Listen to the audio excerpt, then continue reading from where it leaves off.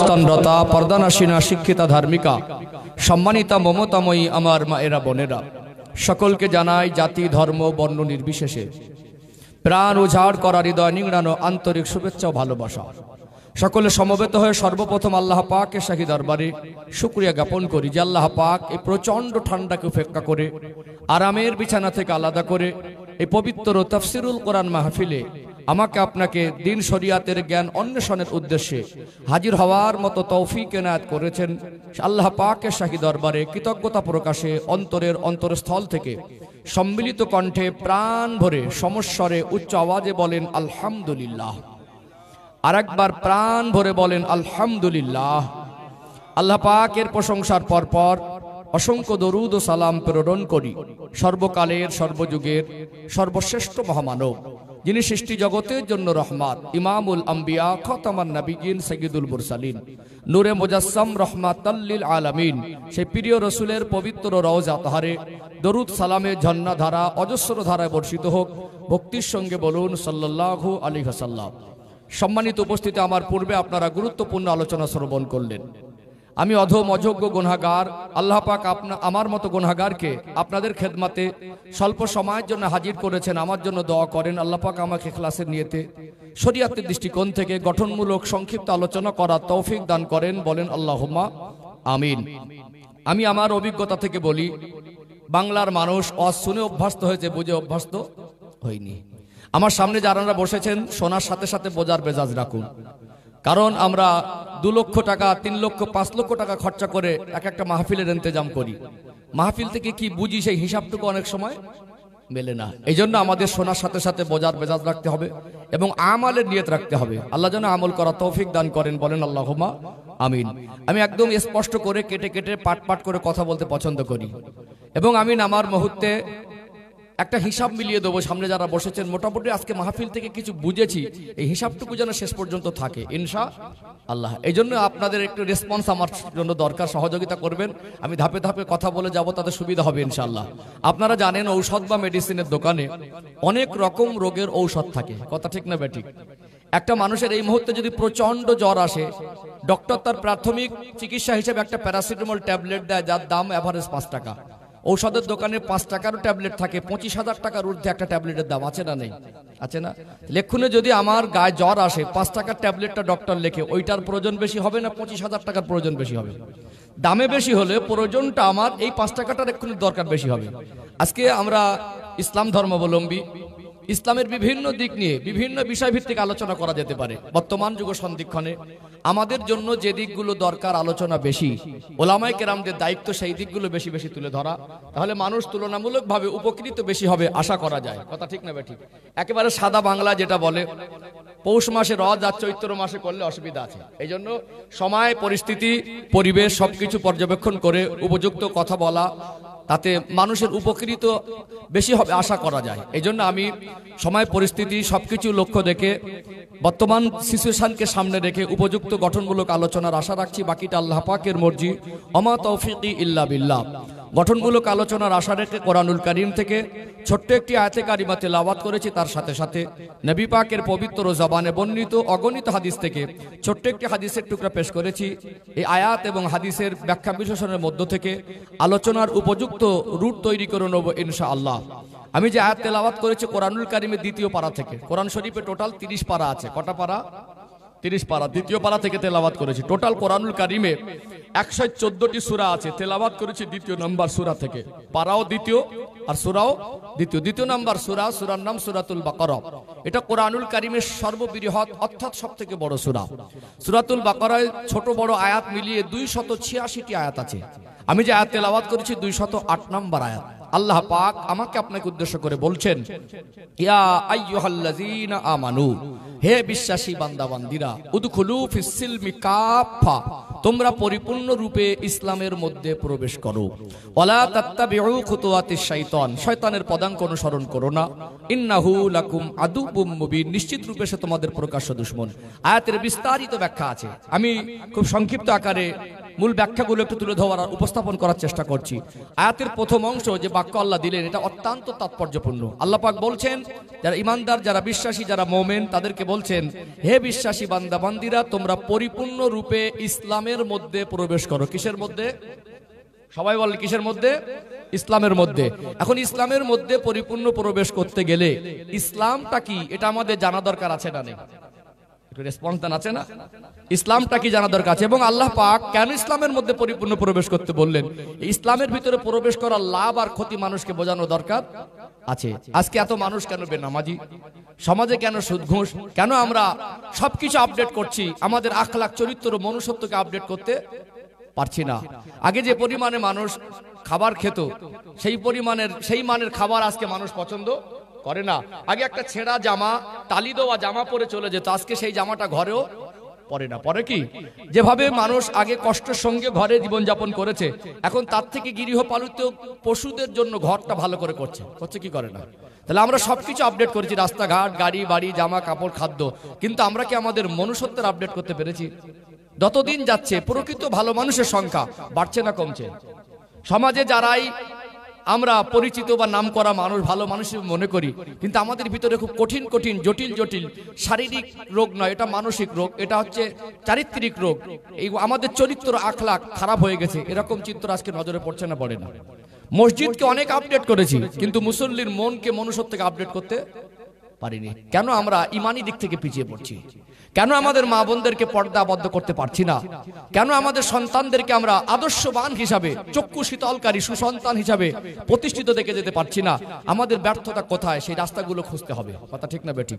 সম্মানিত ভাইরা, এখানে আমি একদম মেপে কথা বলি।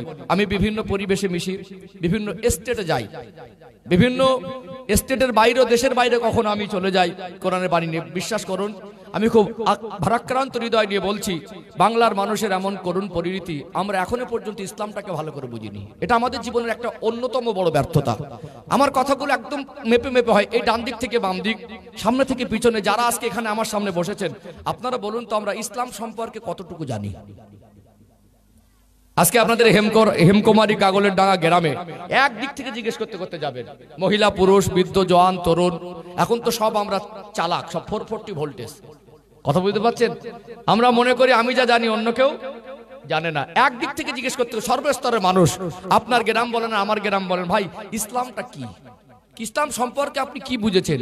ইসলাম সম্পর্কে আপনার ধারণা কতটুকু? আপনি 2 মিনিট একটা মন্তব্য করেন বা 2 মিনিট আমাকে বোঝান, কতটুকু বোঝাতে পারবে বলে মনে হয়? শতকরা কতজন মানুষ ইসলামের 10% গুছিয়ে বলতে পারবে? যদি ইসলামের 10% গুছিয়ে একটা মানুষ বলতে না পারে, বা ইসলামের 10% বুঝতে না পারে, ইসলামের শতভাগ আইন কানুনের বোঝা তার মাথায় চাপিয়ে দিলে সে ইসলামটাই বুঝলো না, তার দ্বারা আমল করা সহজ হবে না কঠিন হবে? আমার সাথে কথা বল, ভালো লাগবে। খেতে লেগেছে নাকি? ঘুম লেগেছে? এই তো ভালোবাসা। আজকে আপনাকে ডাকছি, কালকে এখানে কেউ ডাকবে না। আজকে আপনার মন চাইছে না, কিন্তু কালকে আপনার মন চাইলে এরকম মজলিস পাবেন না। কারণ আমরা মাঝে মাঝে কষ্ট করি। দুনিয়া, আমরা মানুষ, সবসময় আমাদের জীবনে কোনো না কোনো ব্যতিব্যস্ততা লেগে থাকে না? থাকে না? মানুষ এখন এমন হয়ে গেছে, একটা অনর্থক সময় দিচ্ছে, বাজে কথা বলছে, গল্প গুজব করছে, তার কোনো লাভজনক নেই, বরং ক্ষতিজনক। কারোর সমালোচনা করছে, তারপরে কেউ কল করলে ভাই কোথায় একটু ব্যস্ত আছি। আমাদের জীবনে ব্যস্ততা কমবে না। বুদ্ধিমান তারাই যারা আখিরাতের জন্য সময় ব্যয় করে। আজকে আমরা সৌভাগ্যবান, আল্লাহর অফুরন্ত দয়া, আল্লাহ পাক ভালোবেসে আমাদেরকে তাফসীরুল কোরআন মাহফিলের জন্য কবুল করেছেন। এতে আমাদের একটু সময়টাকে গুরুত্বের সঙ্গে দিতে হবে। কথা ঠিক না বেঠিক? দিতে হবে না? সম্মানিত ভাইরা, তাহলে বলুন, আমরা কি ইসলাম সম্পর্কে সবাই ভালো করে জানি? ইসলামটা কি আমরা কি আমাদের সন্তানদের জানাতে পেরেছি? ইসলামটা কি, এটাকে আমরা আজ পর্যন্ত ভালো করে জানার চেষ্টা করেছি? তাহলে যে মানুষটা ইসলামটাকে নিয়ে জানার চেষ্টা করে না, ইসলাম কি জিনিস আমার কওমের ভিতরে পৌঁছাতেই পারলাম না, ইসলাম যদি না বোঝে, তার দ্বারা ইসলামের আলো জীবনে বাস্তবায়ন করা সহজ হবে না কঠিন হবে? এই জন্য আমাদের প্রত্যেকের ইসলামটা কি জানা দরকার আছে না নেই? আছে না? এটা আমি ভাবি আজকে আমার কওমের এটা অত্যন্ত একটা বড় নেগেটিভ দিক, যার কারণে আজকে আমরা শ্রেষ্ঠত্বের জায়গা অর্জন করতে পারছি না। কিন্তু আমাদের জন্য উন্মুক্ত শ্রেষ্ঠত্বের রাস্তা খোলা আছে, কিন্তু আমরা শ্রেষ্ঠত্বের জায়গায় পৌঁছাতে পারছি না। এটা আমাদের ব্যর্থতা। কারণ আমরা তো ইসলামের রাস্তাটাই ভুলে গেছি, যে রাস্তা দিয়ে মানুষ সৃষ্টির শ্রেষ্ঠ, এদের জীবনের শ্রেষ্ঠত্বটা হাসিল হয়। সেই রাস্তা যদি আমরা ভুলে যাই, তাহলে সেই রাস্তা সম্পর্কে আমাদের অভিজ্ঞতা না থাকে, সেই রাস্তাটা যদি না জানি, তাহলে আমরা কি করে কামিয়াব হব? এই জন্য ইসলাম কি জানা দরকার আছে না নেই? প্রথম পর্যায়ের আলোচনা থাকবে ইসলামটা কি, প্রত্যেকের যেন একটা স্পষ্ট সুধারণা হয় ইনশাআল্লাহ। দ্বিতীয় পর্যায়ে আলোচনা থাকবে ইসলাম এমন এক জিনিস, ইসলামের ভিতরে আল্লাহ কেন আসতে বলেছেন, এর আসার লাভ আর ক্ষতি কি। মানুষকে জোর করে ভালো করা যায় না, মানুষকে আক্রমণ করে ভালো করা যায় না। মনে করুন এই গ্রামে অনেক বেনামাজি আছে না, নেই আছে না? আমি এখানে যতই কড়া করে ওয়াজ করি, কড়া ভাষা আক্রমণ করি, কাল থেকে সবাই নামাজি হবে? নামাজি হবে না। এমনও বক্তাকে দেখবেন বলে হাতে না ধরে পায়ে ধরে বলছি ভালো হবে, বলে না? খুব যদি অনুরোধ করে বলি ভালো হবে, ভালো হবে না। তারপরে যদি যোগ্য কোনো বক্তাকে আনেন, মনে করুন আমি অযোগ্য, আমাকে বাদ দেন, একজন দরকার, তার জন্য পরিবর্তনটা সহজ হবে। কথা ঠিক না বেঠিক? অর্থাৎ একটা ছেলে আমারই ভাই, এরা আমারই কমিউনিটি, এরা আমার ভাই, আমার আপনার আত্মীয়, সে হয়তো একটা নেশার আসক্ত হয়েছে, মদ বা গাঁজা এই জাতীয় তামাক জাতীয় কোনো নেশায়। অর্থাৎ এখানে তাকে যদি আক্রমণ করি, ক্রিটিসাইজ করি, তাকে যদি অট্টহাসি করি, সে কি ভালো হবে? তার ভিতরে এই বদ অভ্যাসের কারণে লাভ আর ক্ষতিটা বোঝাতে হবে। ইসলামের রাস্তা তাকে দেখে দিতে হবে, তার ভিতরে ইসলাম জিনিসটা ঢুকে দিতে হবে। পৃথিবীর মানুষে যত খারাপ হোক, তার ভিতরে ইসলামের আলো যদি পৌঁছায়, তার জীবন পরিবর্তন করা সহজ হয়ে যায়। বলুন সুবহানাল্লাহ। এই জন্য ইসলামটাকে আমরা জানবো, ইসলামের মধ্যে আসার লাভ আর ক্ষতিকে আমরা জানবো। আমাদের বাংলা ভাষার মানুষ, আমরা ওয়েস্ট বেঙ্গল স্টেটের বাসিন্দা, বিশেষ করে আমরা ভারতবাসী হিসেবে আমরা গর্বিত। আমার দেশ মহান, আমার দেশের ঐতিহ্য হিন্দু, মুসলমান, জৈন, খ্রিস্টান, সর্বধর্মাবলম্বী, বিভিন্ন ভাষাভাষীর মানুষ, বিভিন্ন ধর্মাবলম্বীর মানুষ এখানে সম্প্রীতির সঙ্গে, ভ্রাতৃত্বের সঙ্গে একদম মিলেমিশে বসবাস করে।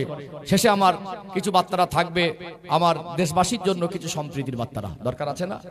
আজকে বর্তমান যুগ সন্ধিক্ষণে সম্প্রীতিকে নষ্ট করা, ভ্রাতৃত্বকে নষ্ট করা, মানুষের মধ্যে যে মিল মহব্বত এটাকে নষ্ট করার খুব গভীর ষড়যন্ত্র চলছে, যাতে আমরা সাধারণ নিরীহ মানুষ আমরা পা দেব না। আমরা মানুষ হিসেবে একে অপরের পাশে থাকবো, একে অপরের সহযোগিতা করব। যেমন আজকে আমি অত্যন্ত আনন্দিত, কুচবিহার জেলায় আপনাদের হলদিবাড়ি এরিয়াতে এখানে হিন্দু মুসলমান মিলেমিশে আছে না নেই? এই মিল মহব্বতটাকে নষ্ট করার অত্যন্ত পরিকল্পনা করছে। অর্থাৎ সেগুলো সম্পর্কে আমরা জাতি, ধর্ম, বর্ণ নির্বিশেষে ভারতবাসী হিসাবে, মানুষ হিসাবে একে অপরের প্রতি কাঁধে কাঁধ মিলিয়ে সে ভ্রাতৃত্ব ভালোবাসা রেখে দীর্ঘদিন যে চলে আসছি, ভারতবর্ষের এই ঐতিহ্যটাকে আমরা নষ্ট হতে দেব না। সে সম্পর্কে আমরা এখান থেকে একটা মেসেজ আমাদের ভাইদেরকে, দেশবাসীকে আমরা দেব ইনশাআল্লাহ। দরকার আছে না? চলুন ছোট ছোট করে আগে বাড়ি। আমি কাটা কাটা পর্বে আলোচনা করবো। ইসলামটা কি, এটা প্রথম পর্যায়ের আলোচনা, একটু সময় লাগবে, কিন্তু ধৈর্য হারা হলে হবে না। ইসলামটাকে যদি বুঝতে পারি, কারণ ইসলামের আলোচনা করতে গেলে আমাদের জীবনের পরিবর্তনের অপশনটার ভিতরে অতটা আসবে না, কিন্তু যখন পরিবর্তন হতে পারি না কেন, যখন সেই পর্যালোচনা আসবে, তাহলে আমাদের জীবনের পরিবর্তনের পর্যালোচনাগুলো উঠে আসবে, ওটা সেকেন্ড পর্বে আসবে ইনশাআল্লাহ। ইসলাম মানার লাভ আর লসটা বোঝাবো ইনশাআল্লাহ। এবং আমরা শেষে আমাদের দেশের নাগরিক হিসাবে আমাদের কেমন ভাবে বসবাস করার দরকার ঐক্যর সাথে, তার একটা সম্প্রীতির বার্তারা আমি দিয়ে সমাপ্তর দিকে যাবো ইনশাআল্লাহ। সবাই ঠিক আছেন তো? কথা বুঝতে পাচ্ছেন? বুঝতে পাচ্ছেন? আমার বাড়ি থেকে আপনার বাড়ি অনেক রাস্তা, প্রায় 800 কিলোমিটার কাছাকাছি, 700 প্লাস। ভাষা ভঙ্গিতে একটু তারতম্য থাকবেই, থাকবে না? আপনাদের এখানকার একটা এলাকার, আমরা সবাই যদিও বাঙালি, কিন্তু এলাকার একটা আঞ্চলিক ভাষার টান আলাদা।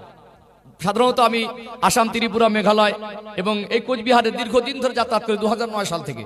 তো এখানে যে সমস্ত বক্তারা ওয়াজ নসিহত করেন, অনেক সময় বাংলাদেশের যে ঢং আদলে ওয়াজ করে, কিন্তু আমি এমন একজন মানুষ, আমার বক্তব্য যে ধাঁচটা এটা একটু ভিন্ন, বাংলাদেশিদের মতো না, বক্তাদের মতো। আসলে এই জন্য আপনারা একটু অ্যাডজাস্টিং করে নেবেন, মানিয়ে নেবেন ইনশাআল্লাহ। বলেন ইনশাআল্লাহ। এই তো ভাই ভাই ভালোবাসা, এটাই দরকার। একটু একবার তাকবীর দেন তো, না আর এই তাকবীর, আলহামদুলিল্লাহ। আরেকটু প্রাণ ভরে আওয়াজ দেন, লিল্লাহি তাকবীর, নারে তাকবীর, আলহামদুলিল্লাহ। এই পর্যন্ত বুঝতে পারলেন? তাহলে ছোট ছোট করে ধাপে ধাপে আগে বাড়ি ইনশাআল্লাহ, আমরা মনজিলে মকসুদের দিকে যাব ইনশাআল্লাহ। তাহলে প্রথম পর্বের আলোচনা ইসলামটা কি, দ্বিতীয় পর্যায়ে আলোচনা ইসলাম মানার লাভ আর ক্ষতি কি, এবং ইসলাম আমরা কেমন পর্যায়ে মাননেওয়ালা তারও পর্যালোচনার ভিতরে চলে আসবে ইনশাআল্লাহ। শেষে সম্প্রীতির বার্তারা দিয়ে আমরা শান্তির সঙ্গে হেসে খেলে আমরা মাহফিলকে সমাপ্তির দিকে নিয়ে যাবো ইনশাআল্লাহ। চলুন ধাপে ধাপে আগে বাড়ি। সোনার মানিকেরা, নওজোয়ান তরুণেরা, ও সোনার ময়না যুবকেরা, আব্বারা মায়েরা, আল্লাহ পাক পবিত্র কালাম কোরআনুল কারীমের মধ্যে সূরাতুল বাকারার 208 নম্বর আয়াতে স্পষ্ট করে জানিয়ে দিলেন, ইয়া আইয়ুহাল্লাযীনা আমানু, হে বিশ্বাসী বান্দা বান্দিরা, উদখুলু ফিস সিলমি কাফা, তোমরা পরিপূর্ণ রূপে ইসলামের মধ্যে প্রবেশ করো। এই পরিপূর্ণ রূপে ইসলামের মধ্যে প্রবেশ করতে গেলে ইসলামটা কি সকলের জানা দরকার আছে না নেই? সবাই বলেন আছে না নেই? চলুন ছোট ছোট করে ধাপে ধাপে ব্যাখ্যা দেই। আজকে যারা বসেছেন অন্তর্খান থেকে এই শিক্ষাটা নিয়ে বাড়ি যাব, ইসলামটা কি, ইসলাম সম্পর্কে সকলের যেন একটা ধারণা তৈরি হয়, ইসলামকে এটা যেন শিখে যেতে পারি, দরকার আছে না নেই? ইসলাম হলো মানব জাতির জীবন বিধান। বাক্যটা খুব ছোট, কিন্তু এর ব্যাখ্যার গভীরতা অনেক বেশি। একটু ছাপে ধাপে ব্যাখ্যা না দিলে বুঝে আসবে না।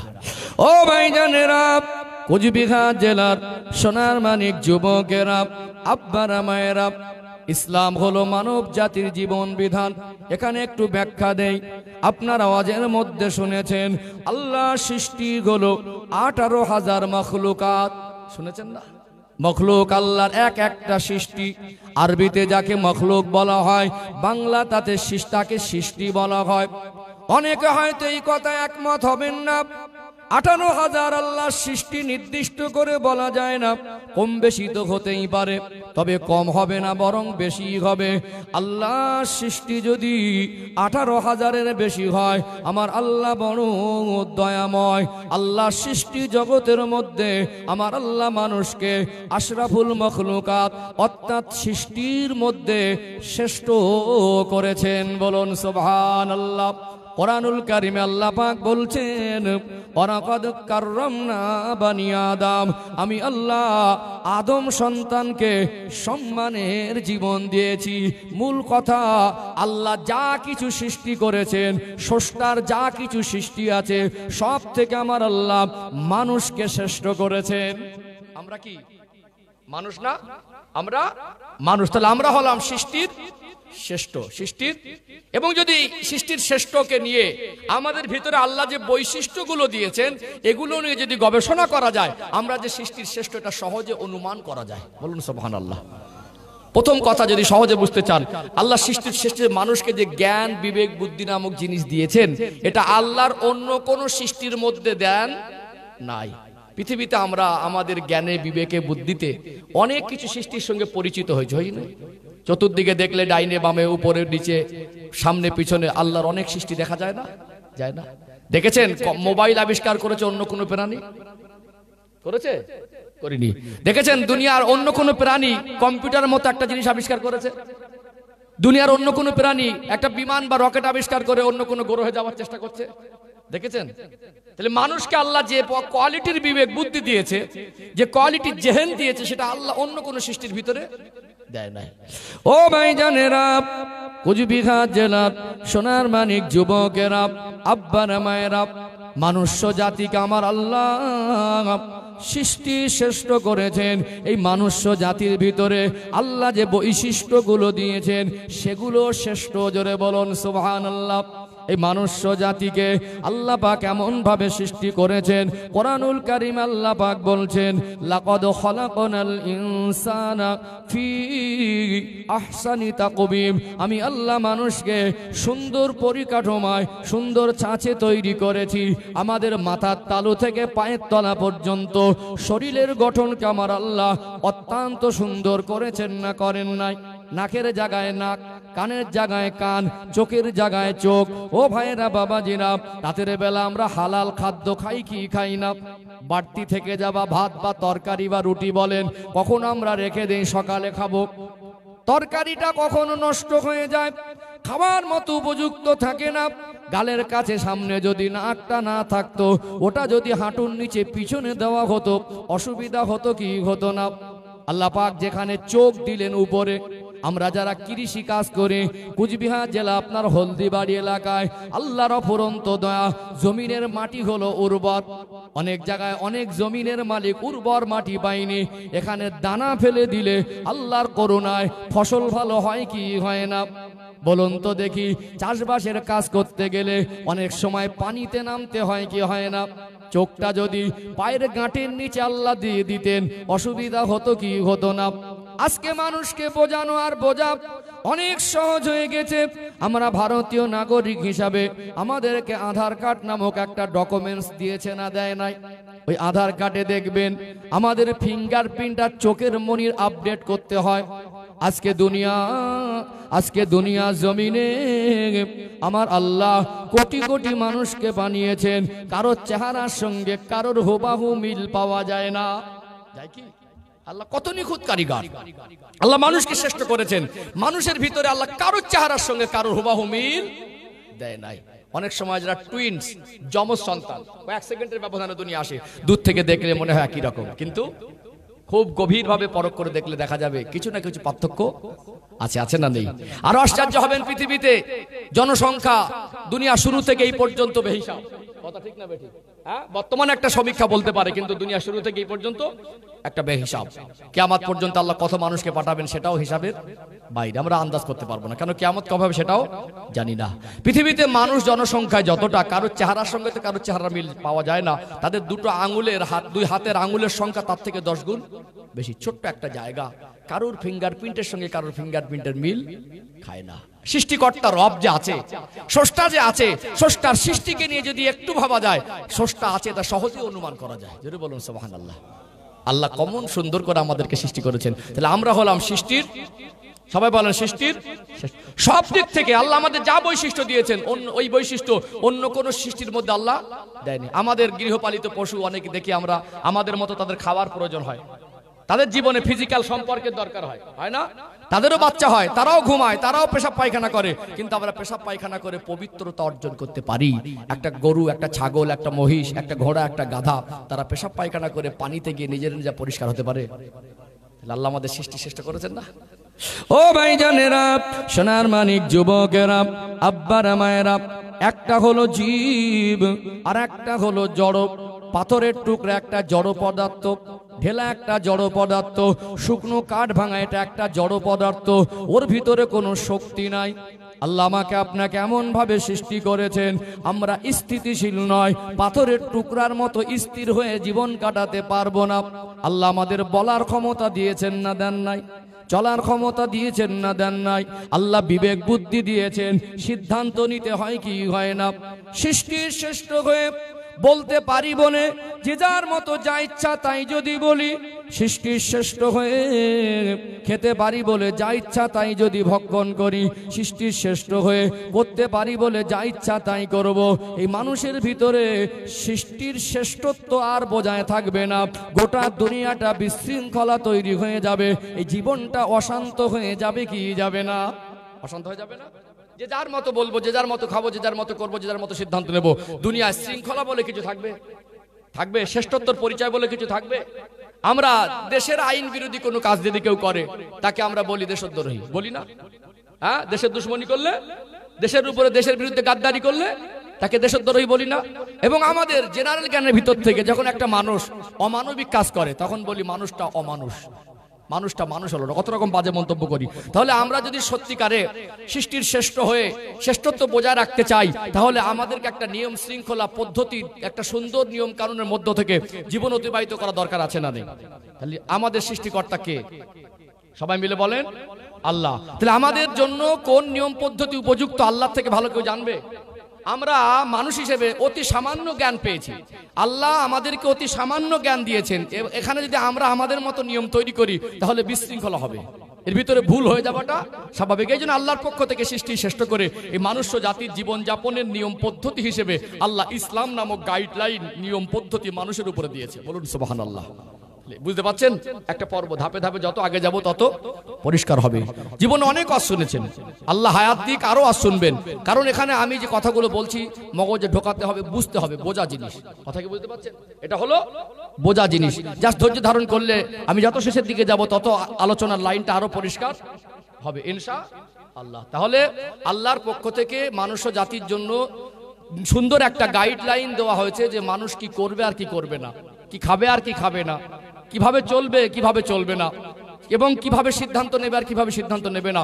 মানুষ জাতি মন মর্জি চলতে পারবে না, ইচ্ছা মতো চলতে পারবে না। খাবার ক্ষমতা দিয়েছে বলে যা ইচ্ছা তাই খেতে পারবে না। এই জন্য জন্ম থেকে মৃত্যু পর্যন্ত যা কিছু দরকার জীবন যাপনের ক্ষেত্রে আল্লাহ সমস্ত গাইডলাইন ইসলাম নামক জীবন ব্যবস্থার মধ্যেই দিয়েছে। বলুন সুবহানাল্লাহ।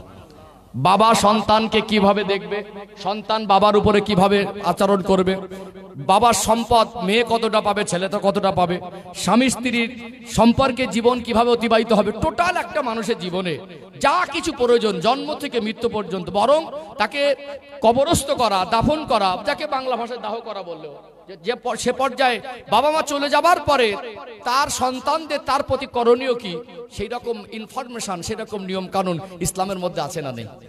আছে না? এই জন্য ইসলাম হলো মানব জাতির জীবন বিধান। চলুন আরেকটু ধাপে ধাপে আগে আসি, আরেকটু ক্লিয়ার হবে ইনশাআল্লাহ। যতটা ধাপ বাড়বো ততটা আমাদের কমপ্লিটের দিকে যাবে, আরো সৌন্দর্যটা বেশি ফুটে উঠবে ইনশাআল্লাহ।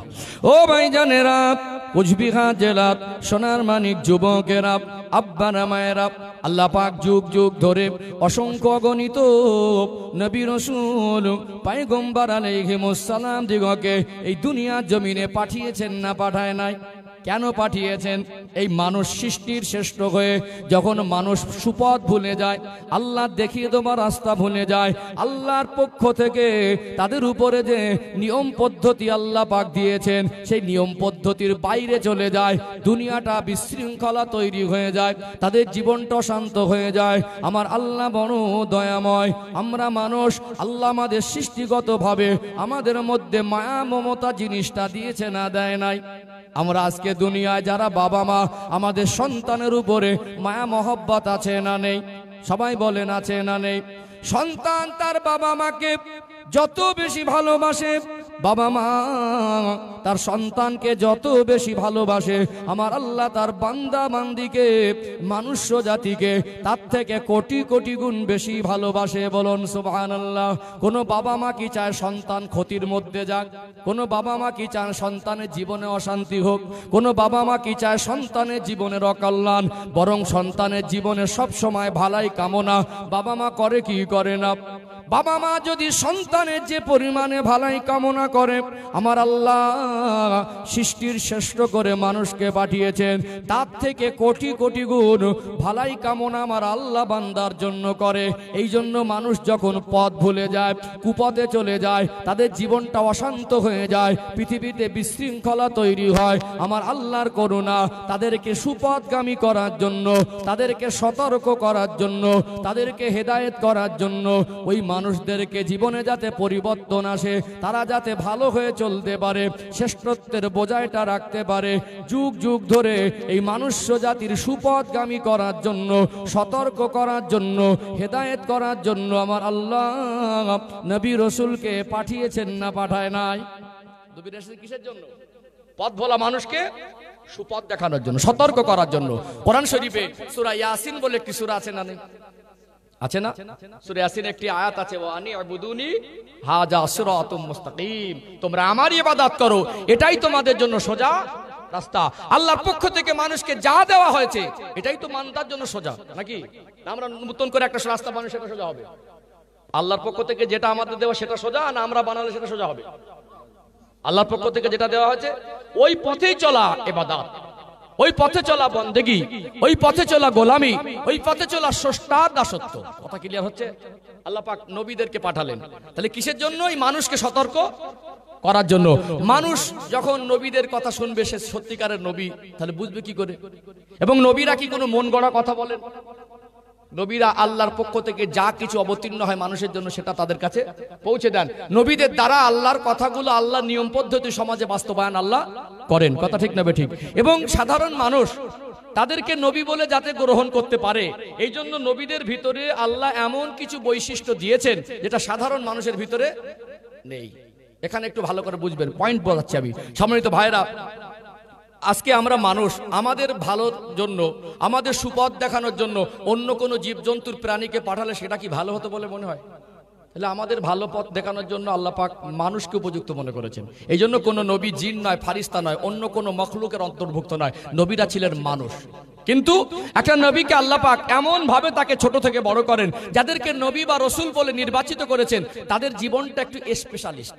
তাদের জীবনের বিশেষ বৈশিষ্ট্য যেটা সাধারণ মানুষের ভিতরে পাওয়া যায় না। আল্লাহ যে বিবেক মানুষকে দিয়েছে, নবীদের কথাবার্তা, চাল চলন, আখলাক, নবীদের ভিতর থেকে ঘটে যাওয়া অলৌকিক ঘটনা, যেটাকে মুজিজা বলি। আমাদের ভিতরে মুজিজা আছে। তাহলে নবীদেরকে যখন অবিশ্বাস করবে, তাদেরকে বিভিন্ন পরীক্ষা নিরীক্ষা করে প্রশ্নবিদ্ধ করবে, তাদের ভিতর থেকে আল্লাহ মুজিজা নামক একটা অলৌকিক ঘটনা ঘটিয়ে দেয়, যাতে সাধারণ মানুষ সহজে বুঝতে পারে ইনি আল্লাহর পক্ষ থেকে নবী হয়ে আমাদের হেদায়েতের জন্য এসেছে। বলুন সুবহানাল্লাহ। এবং নবীদের উপরে আসমানি কিতাব নাজিল হয়, নবীদের কাছে আল্লাহ ওহী প্রেরণ করেন। আল্লাহ পাকের ফারিস্তাদের মধ্যে জিবরাইল আমিন আলাইহিস সালামকে আল্লাহ ওহী প্রেরণের পারপাসই, ওহী প্রেরণের খাদেই আল্লাহ তাকে ব্যবহার করেছেন। কথা ঠিক না বেঠিক? তাহলে নবীদের সাধারণ মানুষ যদি সত্যিকারে বিবেক দিয়ে বিবেচনা করে, নবীদের ক্যারেক্টার, নবীদের চরিত্র, নবীদের কথা, নবীদের কর্মজীবন, এটা মানুষ সহজেই অনুমান করতে পারবে যে তিনি যে নবী, তিনি মিথ্যা কথা। আর একটা নবীদের বড় বৈশিষ্ট্য বলি, আমরা ছোট থেকে যারা বড় হয়েছে বলতে পারবো জীবনে গালি দেয়নি। একটু হাঁকুর দেন, রেসপন্স দেন, বলতে পারবো জীবনে গালি দেয়নি? বলতে পারবো? এখন তো সব গালাগালি, সব পিএইচডি করেছে। আমার যুবকদের জামা কাপড়, লেবাস পোশাক দেখে ভালো মনে হলে কি হবে? যখন গালাগালি দেয় মনে হবে গালাগালিতে পিএইচডি করেছে, হিন্দি, বাংলা, ইংরাজি পাইল করে দেয়। কি ঠিক বলছি না ভুল বলছি? অনেক বাবাজি আছে মুরব্বী, এনারাও মাঝে মাঝে গালি দেয় কি দেয় না? এর ভিতরে নেই মাশাআল্লাহ, আপনাদের বলছি না, আছে কিছু মানুষ বয়স্ক। আমার অনেক সম্মানিত মায়ের এসেছেন, কিছু কিছু মায়েদেরও বদ অভ্যাস, অনেক অশ্লীল ভাষা ব্যবহার করে। একটা আমাদের ভিতরে একটা কত মারাত্মক নোংরা জিনিস দেখুন। একটা ছোট বাচ্চা, তার ভিতরে কতটুকু জ্ঞান হতে পারে? সে তো হাজারবার ভুল করবে, কেন? তার এখন সেই জ্ঞান বিবেক বুদ্ধি হয় নাই। একটু ভুল করলো, ত্রুটি করলো, অনেক বাবা মা আছে অশ্লীল ভাষায় ছোট বাচ্চাকে গালাগালি করে। আপনার লজ্জা লাগে না? আপনি কেমন মানুষ?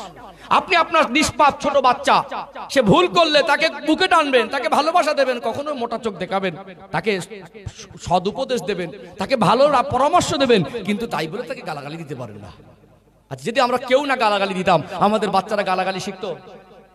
শিখেছে কোথায়? মারপেট থেকে? হাঁকো দেন না, কোথা থেকে শিখেছে? মারপেট থেকে শিখে এসেছে না আমাদের কাছ থেকে শিখেছে?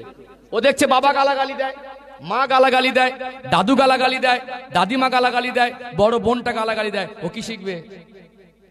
সূরা ফাতিহা শিখেনি, গালাগালি শিখে নিয়েছে। তাশাহুদটা শিখেনি, গালাগালি শিখে নিয়েছে। এখন দরুদ শরীফটা ভালো করে দরুদ ইব্রাহিম পড়তে পারবে না, গালাগালিটা শিখে নিয়েছে। এটা আমাদের ব্যর্থতা। আমরা আমাদের মুখে যদি সূরা ফাতিহা শেখাতাম, হতো না? যারা দাদু ছোট ছোট পোতাদের জন্য একটু আদর করে মার্কেটে গেলে খালি হাতে আসেন না, খাবার নিয়ে আসেন। কি গো, খাবার নিয়ে আসেন না? লজেন্স, চকলেট, ক্যাডবেরি, কেক, বিভিন্ন ছোট ছোট বাচ্চাদের খাবার জাতীয়। বাড়িতে আসতেন, বুকে জড়িয়ে ধরতেন, দাদু ভাই একবার সূরা ফাতিহা আমি পড়ছি, আমার সঙ্গে তুমি একবার পড়ো তো। খাবারটা হাতে দিতেন, হতো না? মুখস্থ হতো না? দাদু ভাইকে যদি বলি, দাদু ভাই ওই বিড়ির বান্ডিলটা এনে দাও তো, কি হবে? বিড়ি খাওয়া শিখবে? শিখবে না? আজকে তাহলে আমাদের দাদুদের ব্যর্থতা, বাবাদের ব্যর্থতা। মা হাজারো ব্যক্তি ব্যস্ততার মধ্যে, যারা আমার সম্মানিত মায়ের আছেন দৃষ্টি আকর্ষণ করছি, আপনার সোনার মানিক বাচ্চা, তাকে গালি দেন কেন? কিছু কিছু বাবা মা আছে ছোট বাচ্চাকে অমানবিক আচরণ করে। হ্যাঁ, কখনো শাসন করতে হবে, বাবা মার শাসনটা তাদের জন্য ভালো, কিন্তু শাসনের একটা লিমিট থাকে। ছোট বাচ্চাকে এমন মারা মেরেছে যেটা মানবিক আচরণ না, তাকে ভয় দেখান, তম্বি করেন। একটা সময় গিয়ে সেই বাচ্চাটা এমন হাতছাড়া হয়ে যায়, ছোটা কষতে কষতে এত বেশি কষে ফেলে যে পন্থা ছিল সেই পন্থায় না তাকে মানুষ করার চেষ্টা করে, অন্য পন্থায় তাকে চাপাচাপি করে মেরে গালি দিয়ে পরিবর্তন করতে গিয়ে এখন উল্টো গালাগালি সেটা বাপ মার উপরে প্রয়োগ করে। এই জন্য আমাদেরকে সতর্ক হতে হবে। কি হতে হবে? আল্লাহ আমার স্মৃতি ঠিক রেখেছে। আমি আলোচনা করছিলাম নবীদের বৈশিষ্ট্য। কাদের বৈশিষ্ট্য? নবীদের বৈশিষ্ট্য। ইসলাম বোঝাচ্ছিলাম, মনে আছে তো? আলোচনা অসুবিধা হচ্ছে নাকি? অসুবিধা হচ্ছে? এবার ধৈর্য ধারণ করেন, আমি যত আগে যাব তত ইনশাল্লাহ পরিষ্কার হবে। আমি একটা সহজ উদাহরণ দিয়েছি। একটা বিল্ডিং করতে গেলে সুন্দর নকশা ডিজাইন যত হোক, কমপ্লিট দিকে না গেলে তার সৌন্দর্যটা পুরো ফুটে উঠবে না। আমি যা ধাপে ধাপে যাচ্ছি, সমাজে যেগুলো আমাদের ভিতরে খারাপই আছে একটু টাচ করে যাওয়া, একটু সতর্ক করে যাওয়া। এখানে বসেছি কোরআনের মাহফিলে, কোরআন দিয়ে কথা বললে মানুষের হৃদয় নরম হয়। কথা ঠিক না বেঠিক? এই জন্য তো আপনারা আমাকে এখানে বসিয়েছেন সতর্ককরণের জন্য। এটা নবীদের কাজ। নবীরা আর কিয়ামত পর্যন্ত কোনো নবী আসবেন না। নবীদের কাজ সাধারণ মানুষের সতর্ক করা। এটা নবীর ওয়ারিসদের উপর অর্পণ করা হয়েছে। কথা ঠিক না বেঠিক? এখানে পয়সা দিয়ে ওয়াজ কেনা যাবে না। ভালোবাসায় দিনের বাণীটা পৌঁছে দিতে বসেছি। আপনারা ভাইয়েরা আমাকে যে পরিমাণে ভালোবেসেছে, বিশ্বাস করুন এর ঋণ শোধ করতে আমি পারবো না। আমাকে সেই হলদিবাড়ি পর্যন্ত গেলেন রিসিভ করতে। আলহামদুলিল্লাহ, আল্লাহ আমার ভাইদেরকে দিনের জন্য কবুল করেন, বলেন আল্লাহুম্মা আমিন। অর্থাৎ যে কথা বলছিলাম, আমরা ছোট থেকে বড় হয়েছি কি করে? গালাগালি দিয়ে, ঝগড়া করে, হিংসা করে, মারামারি করে। আমরা বলতে পারবো আমাদের কথায় আচরণে কারোর কষ্ট হয়নি? কিন্তু নবী যারা হয়, যারা নবী হয়, আল্লাহ ছোট থেকে তাদেরকে পবিত্র জীবনে বড় করেন। বলুন সুবহানাল্লাহ। কোন নবী ছোট থেকে লালিত পালিত হয়েছে, তাদের জীবনে অশ্লীল ভাষা তারা ব্যবহার করেন না, তারা জীবনে মিথ্যা কথা বলেন না, তাদের কথা কর্ম দ্বারা কোনো মানুষের ক্ষতি আর অপমান হয় না। যদি আমাদের মতো ন্যাচারাল সাধারণ জীবন নবীদের হতো, তাহলে সমাজে কিছু টেড়া বেকা মানুষ আছে না? নেই? বোঝে কম, চিল্লায় বেশি। যখনই নবীরা একটা সময় গিয়ে নবুয়াত পেয়ে বলতো, আমি আপনাদের জন্য নবী, আল্লাহ আমাকে নবী করেছেন, আপনি এবারে কলেমা পড়ে নেন, আপনি সুপথে আসেন, যখন বলতো, তখন এক শ্রেণীর মানুষ বলতো, তুমি তো গালাগালি দিতে নবী হলে কবে? বলতো না? এই জন্য নবীদের চরিত্রের উপরে সাধারণ মানুষ আঙুল তুলতে পারেন। আমার হাবিবের শানে আল্লাহ পাক কোরআন শরীফে বলছেন, ওয়া ইন্নাকা লাআলা খুলুকিন আযীম, আমি আমার হাবিবের চরিত্রকে মহান চরিত্র করেছি। বলুন সুবহানাল্লাহ। 63 বছরের জীবনে আমার নবী সহ যত নবী আল্লাহ পাঠিয়েছিলেন, কোন নবী তারা গালাগালি দিয়ে বড় হয়নি, হিংসা করে বড় হয়নি, মারামারি করে বড় হয়নি। তাদের কথা কর্মের দ্বারা মানুষের সম্মান, অর্থ, সম্পদ ক্ষতি হয়নি। কারণ তাদের প্রতি মানুষের যে একটা ভক্তি, ভালোবাসা ছোট থেকে তৈরি হয়। তারা যখনই একটা কথা বলবেন যে আমি আল্লাহ পক্ষ থেকে আল্লাহ আমাকে নবুয়াত দিয়েছেন, আপনারা মেনে নেন, তখন বলবে মানুষটা তো জীবনে মিথ্যা কথা বলে না। মানুষ যাতে সহজে নবী বলে মেনে সুপথ প্রাপ্ত হতে পারে, এই জন্য আল্লাহ নবীদের ভিতরে খাস বৈশিষ্ট্য দিয়ে থাকেন। যেটা বলুন সুবহানাল্লাহ। তাহলে নবীদের প্রেরণ করা মানুষের প্রতি আল্লাহর ভালোবাসা, আল্লাহর দয়া, আল্লাহর করুণা, যাতে মানুষ সুপথে ফিরে আসতে পারে। কথা ক্লিয়ার হচ্ছে? চলুন আর এক ধাপ আগে বাড়ি, আর একটু ক্লিয়ার হবে ইনশাআল্লাহ। ও ভাইজানেরা, সোনার মানিক যুবকেরা, আব্বারা মায়েরা, আল্লাহ পাক আমার আপনার নবী, দয়ার নবী, মায়ার নবী, রাহমাতাল লিল আলামিন আমার রাসূলকে সব নবীর পরে ইমামুল আম্বিয়া করে, খাতামান নবিয়িন করে, খ্রিস্টাব্দে মক্কার জমিনে যে সময়টাকে জাহিলিয়াতের যুগ বলা হয়, যেখানে বাপ বেটা একটা মহিলার সঙ্গে জেনা করত, একটা বাবা কত নিষ্ঠুর পর্যায়ের হতে পারে, নিষ্পাপ সোনার মানিক কলিজার টুকুরি ছোট বাচ্চাকে জীবিত নিজে হাতে দাপন করত। আর সৌদি সরকার ওই কবরস্থানটাকে আজও চিহ্নিত করে রেখেছে। ওই কবরস্থানের ধারে যেদিন দাঁড়িয়েছি, লোমটা খাড়া হয়ে গেছে। মানুষ কত নিকৃষ্ট হয়, বাবা তার জ্যান্ত মেয়েকে দাফন করে। ও ভাইয়েরা, বাবাজিরা, সুদ ঘুষ জুয়া মারামারি কাটাকাটি, মানুষের জীবনটা অশান্ত হয়ে গিয়েছিল না যায় নাই। মানুষ সুপথ ভুলে গিয়েছিল, আল্লাহ দেখিয়ে দেওয়ার রাস্তা ভুলে গিয়েছিল। সৃষ্টির শ্রেষ্ঠ হয়ে তাদের যে গাইডলাইন ছিল, ওটাকে ছেড়ে দিয়ে নিজের মতো রাস্তা তৈরি করে চলছিল। আমার আল্লাহ তার প্রিয় হাবিব তার নবীকে সৃষ্টি জগতের জন্য রহমত স্বরূপ করে প্রেরণ করলেন। আমার নবীকে আল্লাহ 40 বছর বয়সে নবুয়ত দিলেন। আল্লাহর পক্ষ থেকে মানুষ্য জাতির জন্য যে সুপথ, যে নিয়ম পদ্ধতি, ইসলাম নামক গাইডলাইনকে আল্লাহ পাক পৃথিবীর জমিনে প্রতিষ্ঠিত করছেন আমার নবীর উপরে। 40 বছর বয়সে নবুয়ত দিয়ে আল্লাহ আমার রাসূলকে টোটাল 63 বছরের হায়াতে জীবন দিয়েছিলেন। মক্কায় 13 বছর, মদিনায় 10 বছর। এই 23 বছরের ব্যবধানে কমপ্লিট আসমানি কিতাব, শ্রেষ্ঠ কিতাব কোরআনুল কারীমকে আল্লাহ নাজিল করেছেন না করেন নাই? এই 23 বছরের ব্যবধানে মানুষের জন্য যেটা দরকার, যে রাস্তা দরকার, যে পন্থা দরকার জীবনযাপনের জন্য, সমস্ত গাইডলাইন শরিয়াত হিসাবে, হারাম হালাল হিসাবে আল্লাহরই কথা, আল্লাহরই বাণী, আল্লাহর পক্ষ থেকে কোরআনুল কারীম এসেছে না আসে নাই? যেমন কোরআনুল কারীম শরিয়াতের বিধান, তেমনি আমাদের নবীর কথাটাও শরিয়াতের বিধান। কথা ঠিক না বেঠিক? আমাদের শরিয়াতের দলিল হলো কোরআন আর হাদিস। আল্লাহ পাক কোরআনুল কারীমে 28 নম্বর পারা, সূরার নাম হলো সূরাতুল হাসর। আমার আল্লাহ জানিয়ে দিলেন, ওমা আতাকুমুর রাসূলু ফাখুযুহু ওমা নাহাকুম আনহু ফান্তাহু। আমার নবী যেটা তোমাদেরকে আদেশ করেন ওগুলো তোমরা মেনে নাও, আমার নবী যেটা তোমাদের নিষেধ করেন ওগুলোকে তোমরা বর্জন করে দাও। ও মায়েরা, বাবাজিরা, আল্লাহর কথা যেমন শরিয়াত, নবীর কথা তেমন শরিয়াত। এই 23 বছরে মানুষ্য জাতির নবীর জন্য আল্লাহ কমপ্লিট জীবন বিধান ইসলাম জিনিসটা দেওয়ার জন্য আমার আল্লাহ জিবরাইল আমিন আলাইহিস সালামকে 24,000 বারের মতো কম বেশি আমার রসুলের কাছে প্রেরণ করেছিলেন। বলুন সুবহানাল্লাহ। 23 বছরে কমপ্লিট জীবন বিধান আমার রসুলের উম্মতের জন্য যে শরিয়াত, এটা আল্লাহ পাক 23 বছরে কমপ্লিট নাজিল করেছেন। কথা ঠিক না বেঠিক? ইসলাম পৃথিবীর শুরু থেকে ছিল, নবীদের উপরে আল্লাহ নাজিল করেছেন পৃথিবীর। কারণ ইসলাম পৃথিবীর শুরু থেকে এই জন্য ছিল, সর্বপ্রথম মানুষ হিসেবে দুজন এসেছিলেন, আদি পিতা আবুল বাশার, আব্বাজান আদম আলাইহিস সালাম, হাওয়া আলাইহিস সালাম। আদম আলাইহিস সালাম আল্লাহর নবীও ছিলেন এবং মানুষ জাতীয় ছিলেন। তাহলে তিনি যে এসেছিলেন নবী মানে অলরেডি তানার সঙ্গে ইসলামিক জীবন ব্যবস্থাটা ছিল। তাহলে ইসলাম পৃথিবীর শুরু থেকে ছিল, আজও আছে, আর কিয়ামত পর্যন্ত থাকবে। 23 বছরে যা কিছু নাজিল হয়েছে এটা শ্রেষ্ঠ নবীর উম্মতের শরিয়াত। এক একটা নবীর উম্মতের শরিয়াত মূল বিষয় মিল থাকলে কিছু বিষয় তারতম্য ছিল। যদি বলেন কেন, এখানে একটু ক্লিয়ার করে দেই, দরকার আছে না? ইসলাম জিনিসটা সম্পর্কে আমাদের ধারণা ক্লিয়ার হওয়া দরকার আছে না? নেই? আছে না? সম্মানিত ভাইরা, আজ থেকে 500 বছর আগে ইতিহাস থেকে যা জানি বা আমরা আমাদের এই বয়সে যা অভিজ্ঞতা হয়েছে, কি মনে হয় একরকম ছিল না? পরিবেশ আলাদা ছিল? ছিল না? আজ থেকে 500 বছর আগে যদি একরকম থাকে, 2000 বছর আগে, 4000 বছর আগে আর একরকম ছিল। আল্লাহ আমাদের নবী ব্যতীত কোন কোন নবীকে, অন্যান্য নবীকে এলাকার জন্য নবী, কওমের জন্য নবী, এরিয়ার জন্য নবী করেছেন। করেছেন না করেন? তাহলে সেই এরিয়ার জন্য সেই সময় তাদের জন্য উপযুক্ত যে জীবন বিধান দরকার ছিল, আল্লাহ উপযুক্ত মনে করেছিলেন, সেই নবীর উপর অবতীর্ণ করে আল্লাহ তাদের কাছে পৌঁছে দিয়েছিলেন। বলুন সুবহানাল্লাহ। তাহলে আমরা শ্রেষ্ঠ নবীর উম্মত, আমাদের জন্য যেটা দরকার কিয়ামত পর্যন্ত আল্লাহ সেটা আমার নবীর উপর অবতীর্ণ করেছেন। চলুন আরেকটু ক্লিয়ার হবে, আরেকটু আগে বাড়ি, আরেকটু ক্লিয়ার হবে ইনশাআল্লাহ। আমার আপনার নবী, দয়ার নবী, মায়ার নবী, 23 বছরে আল্লাহ যা নাজিল করলেন হারাম হালাল হিসাবে, করণীয় বর্জনীয় হিসাবে, মানুষের জীবনের শ্রেষ্ঠত্ব যাতে বজায় থাকে সেই রাস্তা কমপ্লিট জীবন বিধান দিলেন আল্লাহ নবী।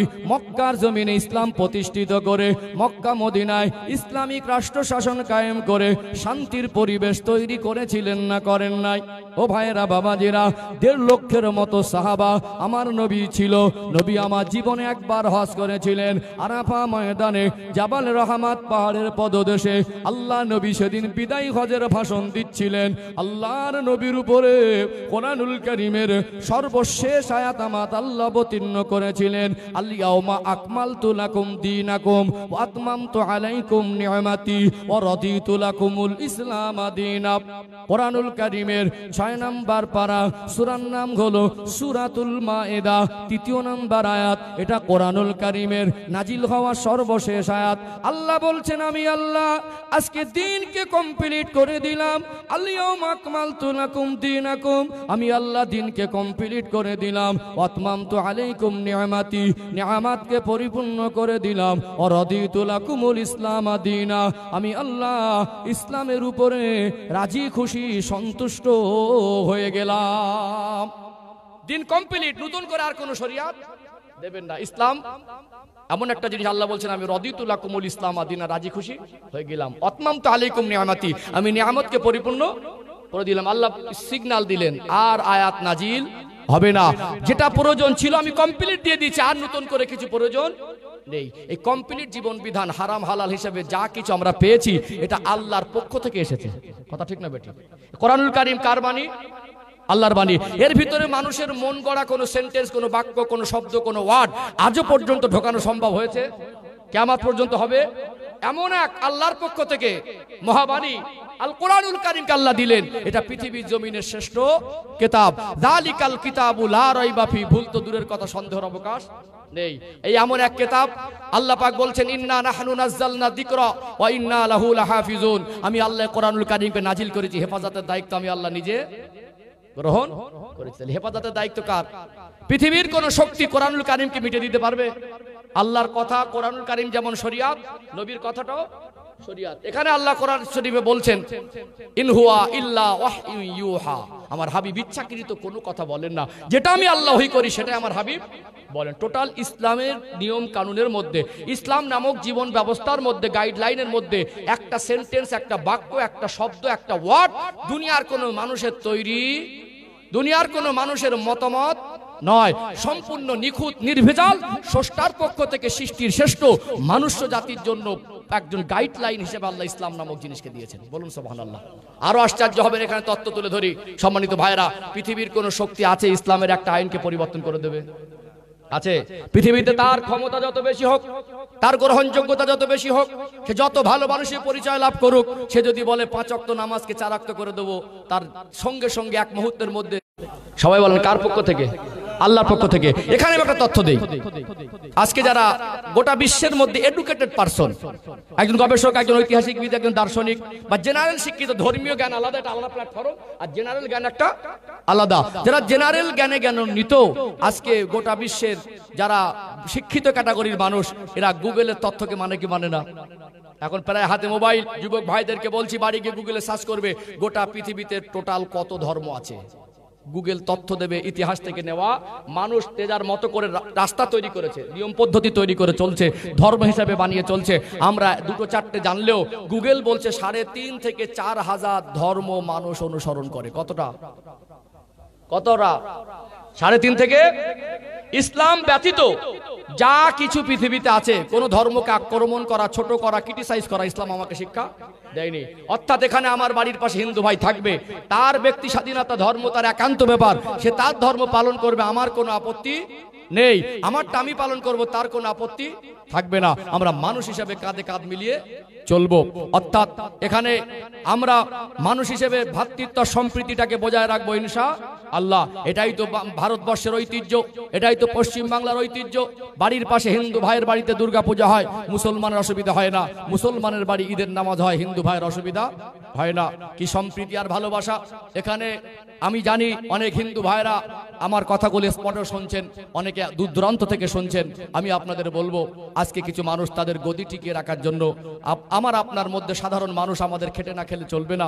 আমাদের মধ্যে হিন্দু মুসলমান, আমি আমার জীবনে বিভিন্ন পরিবেশে মিশি। আমি রাজনীতির নেতা নয়, রাজনীতির কোনো কথাবার্তা এখান থেকে আমি বলছি না। আমি দেশের নাগরিক হিসাবে সম্প্রীতির বার্তা দেওয়ার অধিকার আমার আছে না নেই? আছে না?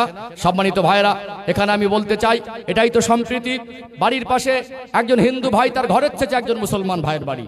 একজন হিন্দু মারা গেলে মুসলমান ভাইটা তার মাথার ধারে দাঁড়িয়ে চোখের পানি ফেলে, আর একজন মুসলমান ভাই মারা গেলে হিন্দু ভাইটা মাথার ধারে দাঁড়িয়ে তার চোখের পানি ফেলে।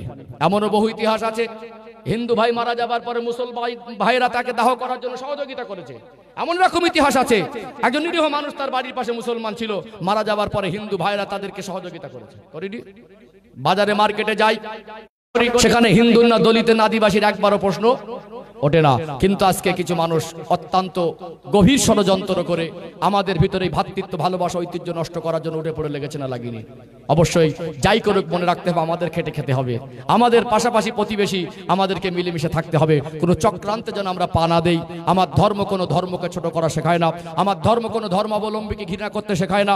ধর্ম তার একান্ত ব্যক্তি স্বাধীনতা, আপনারটা আপনি মানুন, আমারটা আমি মানি। আমার ধর্মের আদর্শ, রীতি নীতি, আমার ধর্মের ইতিহাস 1000বার বলা, এটা মানুষের কোনো বানানো নয়। প্রত্যেকটা ধর্মের ইতিহাস যদি ঘাটতে যায়, প্রত্যেকটা ধর্মের, এখানে বিতর্ক করছি না, কাউকে ছোট করছি না, দেখা যাবে তার শুরু কবে থেকে, কে শুরু করেছিল, কোথা থেকে নিয়ম পদ্ধতি তৈরি হয়েছে, কেউ না কেউ মানুষ বানিয়েছে। কিন্তু ইসলাম এমন এক জীবন ব্যবস্থা, এর একটা নিয়ম পদ্ধতি মানুষের বানানো নয়। আল্লাহ নবীদেরকে দিয়ে বাস্তবায়ন করলো, সেই নবীর শানে আল্লাহ স্বয়ং বলছেন, আমার হাবিব বানানো কোনো কথা বলেন না, বরং আমি আল্লাহ যেটা বলি সেটাই আমার হাবিব বলেন। আজকে আমাদের বুঝতে হবে, ইসলাম কার জন্য? মুসলমানদের জন্য না মানুষের জন্য? ইসলাম আমার যতটা, ইসলাম পৃথিবীর 10 নম্বর পৃষ্ঠার মিডল পয়েন্টের নিচে সূরাতুল আম্বিয়া শেষের দিকে আল্লাহ বলছেন, আমা আরসালনাকা ইল্লা রাহমাতাল লিল আলামিন। আমি আমার হাবিবকে সৃষ্টি জগতের জন্য রহমত করেছি। নবী সৃষ্টি জগতের জন্য, আল্লাহ সমস্ত সৃষ্টির জন্য রহমত। অবশ্যই এখানে মানুষের জন্য স্পেশালি নবী। কথা ঠিক না বেঠিক? তাহলে আমাদের ব্যক্তিগত সম্পদ নবী নয়, মানুষের জন্য, সৃষ্টির জন্য রহমত, মানুষ জাতির জন্য স্পেশালি নবী। কোরআনুল কারীম মুসলমানদের ব্যক্তিগত কিতাব নয়, এটা মানুষের জন্য। ইসলাম আমাদের ধর্ম শুধু নয়, এটা মানুষ জাতির জন্য সৃষ্টিকর্তার পক্ষ থেকে আল্লাহ প্রেরণ করেছেন। বলুন সুবহানাল্লাহ। ইসলাম কি বোঝা গেল? বোঝা গেল মোটামুটি। এই নিয়ম পদ্ধতি কিয়ামত পর্যন্ত কেউ মিটিয়ে দিতে পারবে না। এই পরিবর্তন আর পরিবর্তন সম্ভব হবে না। আল্লাহ পাক বলছেন, ইন্না নাহনু না, কারণ নেই। তাহলে মানুষ জাতির জন্য শরীয়ত, নিয়ম পদ্ধতি, এর ভিতর থেকে চলতে হবে। বলুন সুবহানাল্লাহ। চলুন ইসলামটা কি খুব সংক্ষিপ্ত আকারে বুঝি, মানুষের ধৈর্য কম তো, কারণ এর ভিতরে আমাদের জীবনের পরিবর্তনের একটা ভিত বুঝতে পারছি, কিন্তু আমাদের জীবনের ঘাটতি, জীবনের যে কুকর্মগুলো সেগুলো নিয়ে অ্যানালাইজ করা, পর্যালোচনা করার পর্বতের ভিতরে ঢুকিনি, এইবার ঢুকবে ইনশাআল্লাহ। কারণ আমি একটা রুট তৈরি করতে চাইছি, যে রুট থেকে আমরা গেলে আমরা হেদায়েতের রাস্তাটা সহজে অনুমান করতে পারবো, চলতে পারবো, বুঝতে পারবো। আল্লাহ তৌফিক দান করেন, বলেন আল্লাহুম্মা আমিন। আলোচনা বুঝতে পারছেন তো? কি অসুবিধা হচ্ছে? দরকার ছিল না? দরকার ছিল কি ছিল না? তাহলে আমরা গর্বিত না আমরা ইসলাম ধর্মাবলম্বী? কথা ঠিক না বেঠিক? তাহলে আমাদের উচিত কি? মন গড়া চলা, মন মর্জি চলা, ইচ্ছা মতো চলা, যা ইচ্ছা তাই চলা। আজকে ইসলামের ব্যতিক্রম চলছি বলে আমাদের জীবনটা আজকে কম দামি, যত যাব তত ক্লিয়ার হবে ইনশাআল্লাহ। ও ভাইজানেরা, সোনার মানিক যুবকেরা, আব্বারা মায়েরা, আল্লাহ পাক সূরাতুল বাকারার 208 নম্বর আয়াতের মধ্যে স্পষ্ট করে জানিয়ে দিলেন, ইয়া আইয়ুহাল্লাযীনা আমানু, হে বিশ্বাসী বান্দা বান্দিরা, উদখুলু ফিস সিলমি কাফা, তোমরা পরিপূর্ণ রূপে ইসলামের মধ্যে প্রবেশ করো। ইসলামটা কি মোটামুটি বুঝে এসেছে না আসে নাই? পরিপূর্ণ ইসলামের মধ্যে প্রবেশ করতে গেলে যা মন চায় তাই খেতে পারবো না, যা মন চায় তাই করতে পারবো না, যা মন চায় সেভাবে চলতে পারবো না। আল্লাহর পক্ষ থেকে যেটা এসেছে, আমাদের নবী যেটা বলেছেন, ধর্মীয় বিধানের মধ্যে থেকে চলা দরকার আছে না নেই? কোনটা হারাম, কোনটা হালাল, কোনটা নেকি, কোনটা গুনাহ, কোনটা করণীয়, কোনটা বর্জনীয়, এগুলো মেনে চলা দরকার আছে না নেই? আল্লাহ পাক যদি তামাম কুল কায়নাতের স্রষ্টা হয়, সেই স্রষ্টা দেখিয়ে দেওয়া রাস্তায় চললে আমার আল্লাহ তাদের উপরে খুশি হয় কি হয় না? কোরআনুল কারীমে আল্লাহ বলছেন, ওয়ালা তাহিনু ওয়ালা তাহজানু ওয়া আনতুমুল আ'লাউনা ইন কুনতুম মুমিনিন। ওরে আমার বান্দা, ওরে আমার বান্দি, তোমরা যদি মুমিন হয়ে যেতে পারো, দুনিয়ার কোনো শক্তি আর দুনিয়ার কোনো ব্যক্তি তোমাদের ক্ষতি, অপমান আর অপদস্থ করতে পারবে না। কারণ মানুষ হলো সৃষ্টির শ্রেষ্ঠ। আল্লাহ তাদের জন্য যে রাস্তা দিয়েছে কামিয়াবির, ওই রাস্তায় চললে আল্লাহ পাক তাদের উপরে খুশি হবে কি হবে না? আল্লাহ পাক তাদের উপরে যদি রাজি হয়, আমার আল্লাহ যদি সন্তুষ্ট হয়, স্রষ্টার সঙ্গে আল্লাহর কোন সৃষ্টির যদি সম্পর্ক হয়ে যায়, আমার আল্লাহ পৃথিবীর কাছে তাকে দামি বানিয়ে দেয়। জোরে বলুন সুবহানাল্লাহ। প্রকৃতি ইসলামের মধ্যে আসলে তার শ্রেষ্ঠত্ব যেমন বজায় থাকবে, তার ভিতরে একটা পাওয়ার তৈরি হবে, ওটা হলো ঈমানি পাওয়ার। তার জীবনে একটা সম্পদ তৈরি হবে, ওটা হলো রবের সন্তুষ্টি। জোরে বলুন সুবহানাল্লাহ। আর ইসলামের মধ্যে চললেই, ইসলামকে মেনে নিলে, আল্লাহ এবং রাসূলের কথা মতো চললে, তখন মুমিন হয়ে যাবে কি যাবে না? কোরআনুল কারীমে অপরাতে আল্লাহ বলছেন, ওয়াকানা হাক্কান আলাইনা নাসরুল মুমিনিন। ওরে আমার বান্দা বান্দে, তোমরা যদি মুমিন হয়ে যেতে পারো, আমি আল্লাহর পক্ষ থেকে তোমাদেরকে সাহায্য করাটা ওয়াজিব হয়ে যাবে। আমরা যদি দ্বীনের অনুসারী হতে পারি, পৃথিবীর মধ্যে আমরাই দামি হব। পৃথিবীতে মানুষ, আমরা কামিয়াবির রাস্তা খুঁজি, কি খুঁজি? সফলতা খুঁজি। মানুষের জীবনের মূল সফলতা আল্লাহর সন্তুষ্টির জীবন। জোরে বলুন সুবহানাল্লাহ। মানুষের জীবনের মূল সফলতা, কামিয়াবি আল্লাহ দেখিয়ে দেওয়া রাস্তার মধ্যেই আছে, এর ব্যতিক্রম চলার মধ্যে নেই। পৃথিবীতে যারা এই রাস্তায় চলেছে তারা মুমিন হয়েছে না হয়নি? আমরা যা কিছু অর্জন করি, টাকা, জমি, পদ, শিক্ষা, চাকরি, রাজত্ব, নেতৃত্ব, বাদশাহী, যা কিছু মানুষ অর্জন করে পৃথিবীতে, সব থেকে অর্জনকৃত দামি জিনিস হলো ঈমানি শক্তি। জোরে বলুন সুবহানাল্লাহ। জোরে বলেন।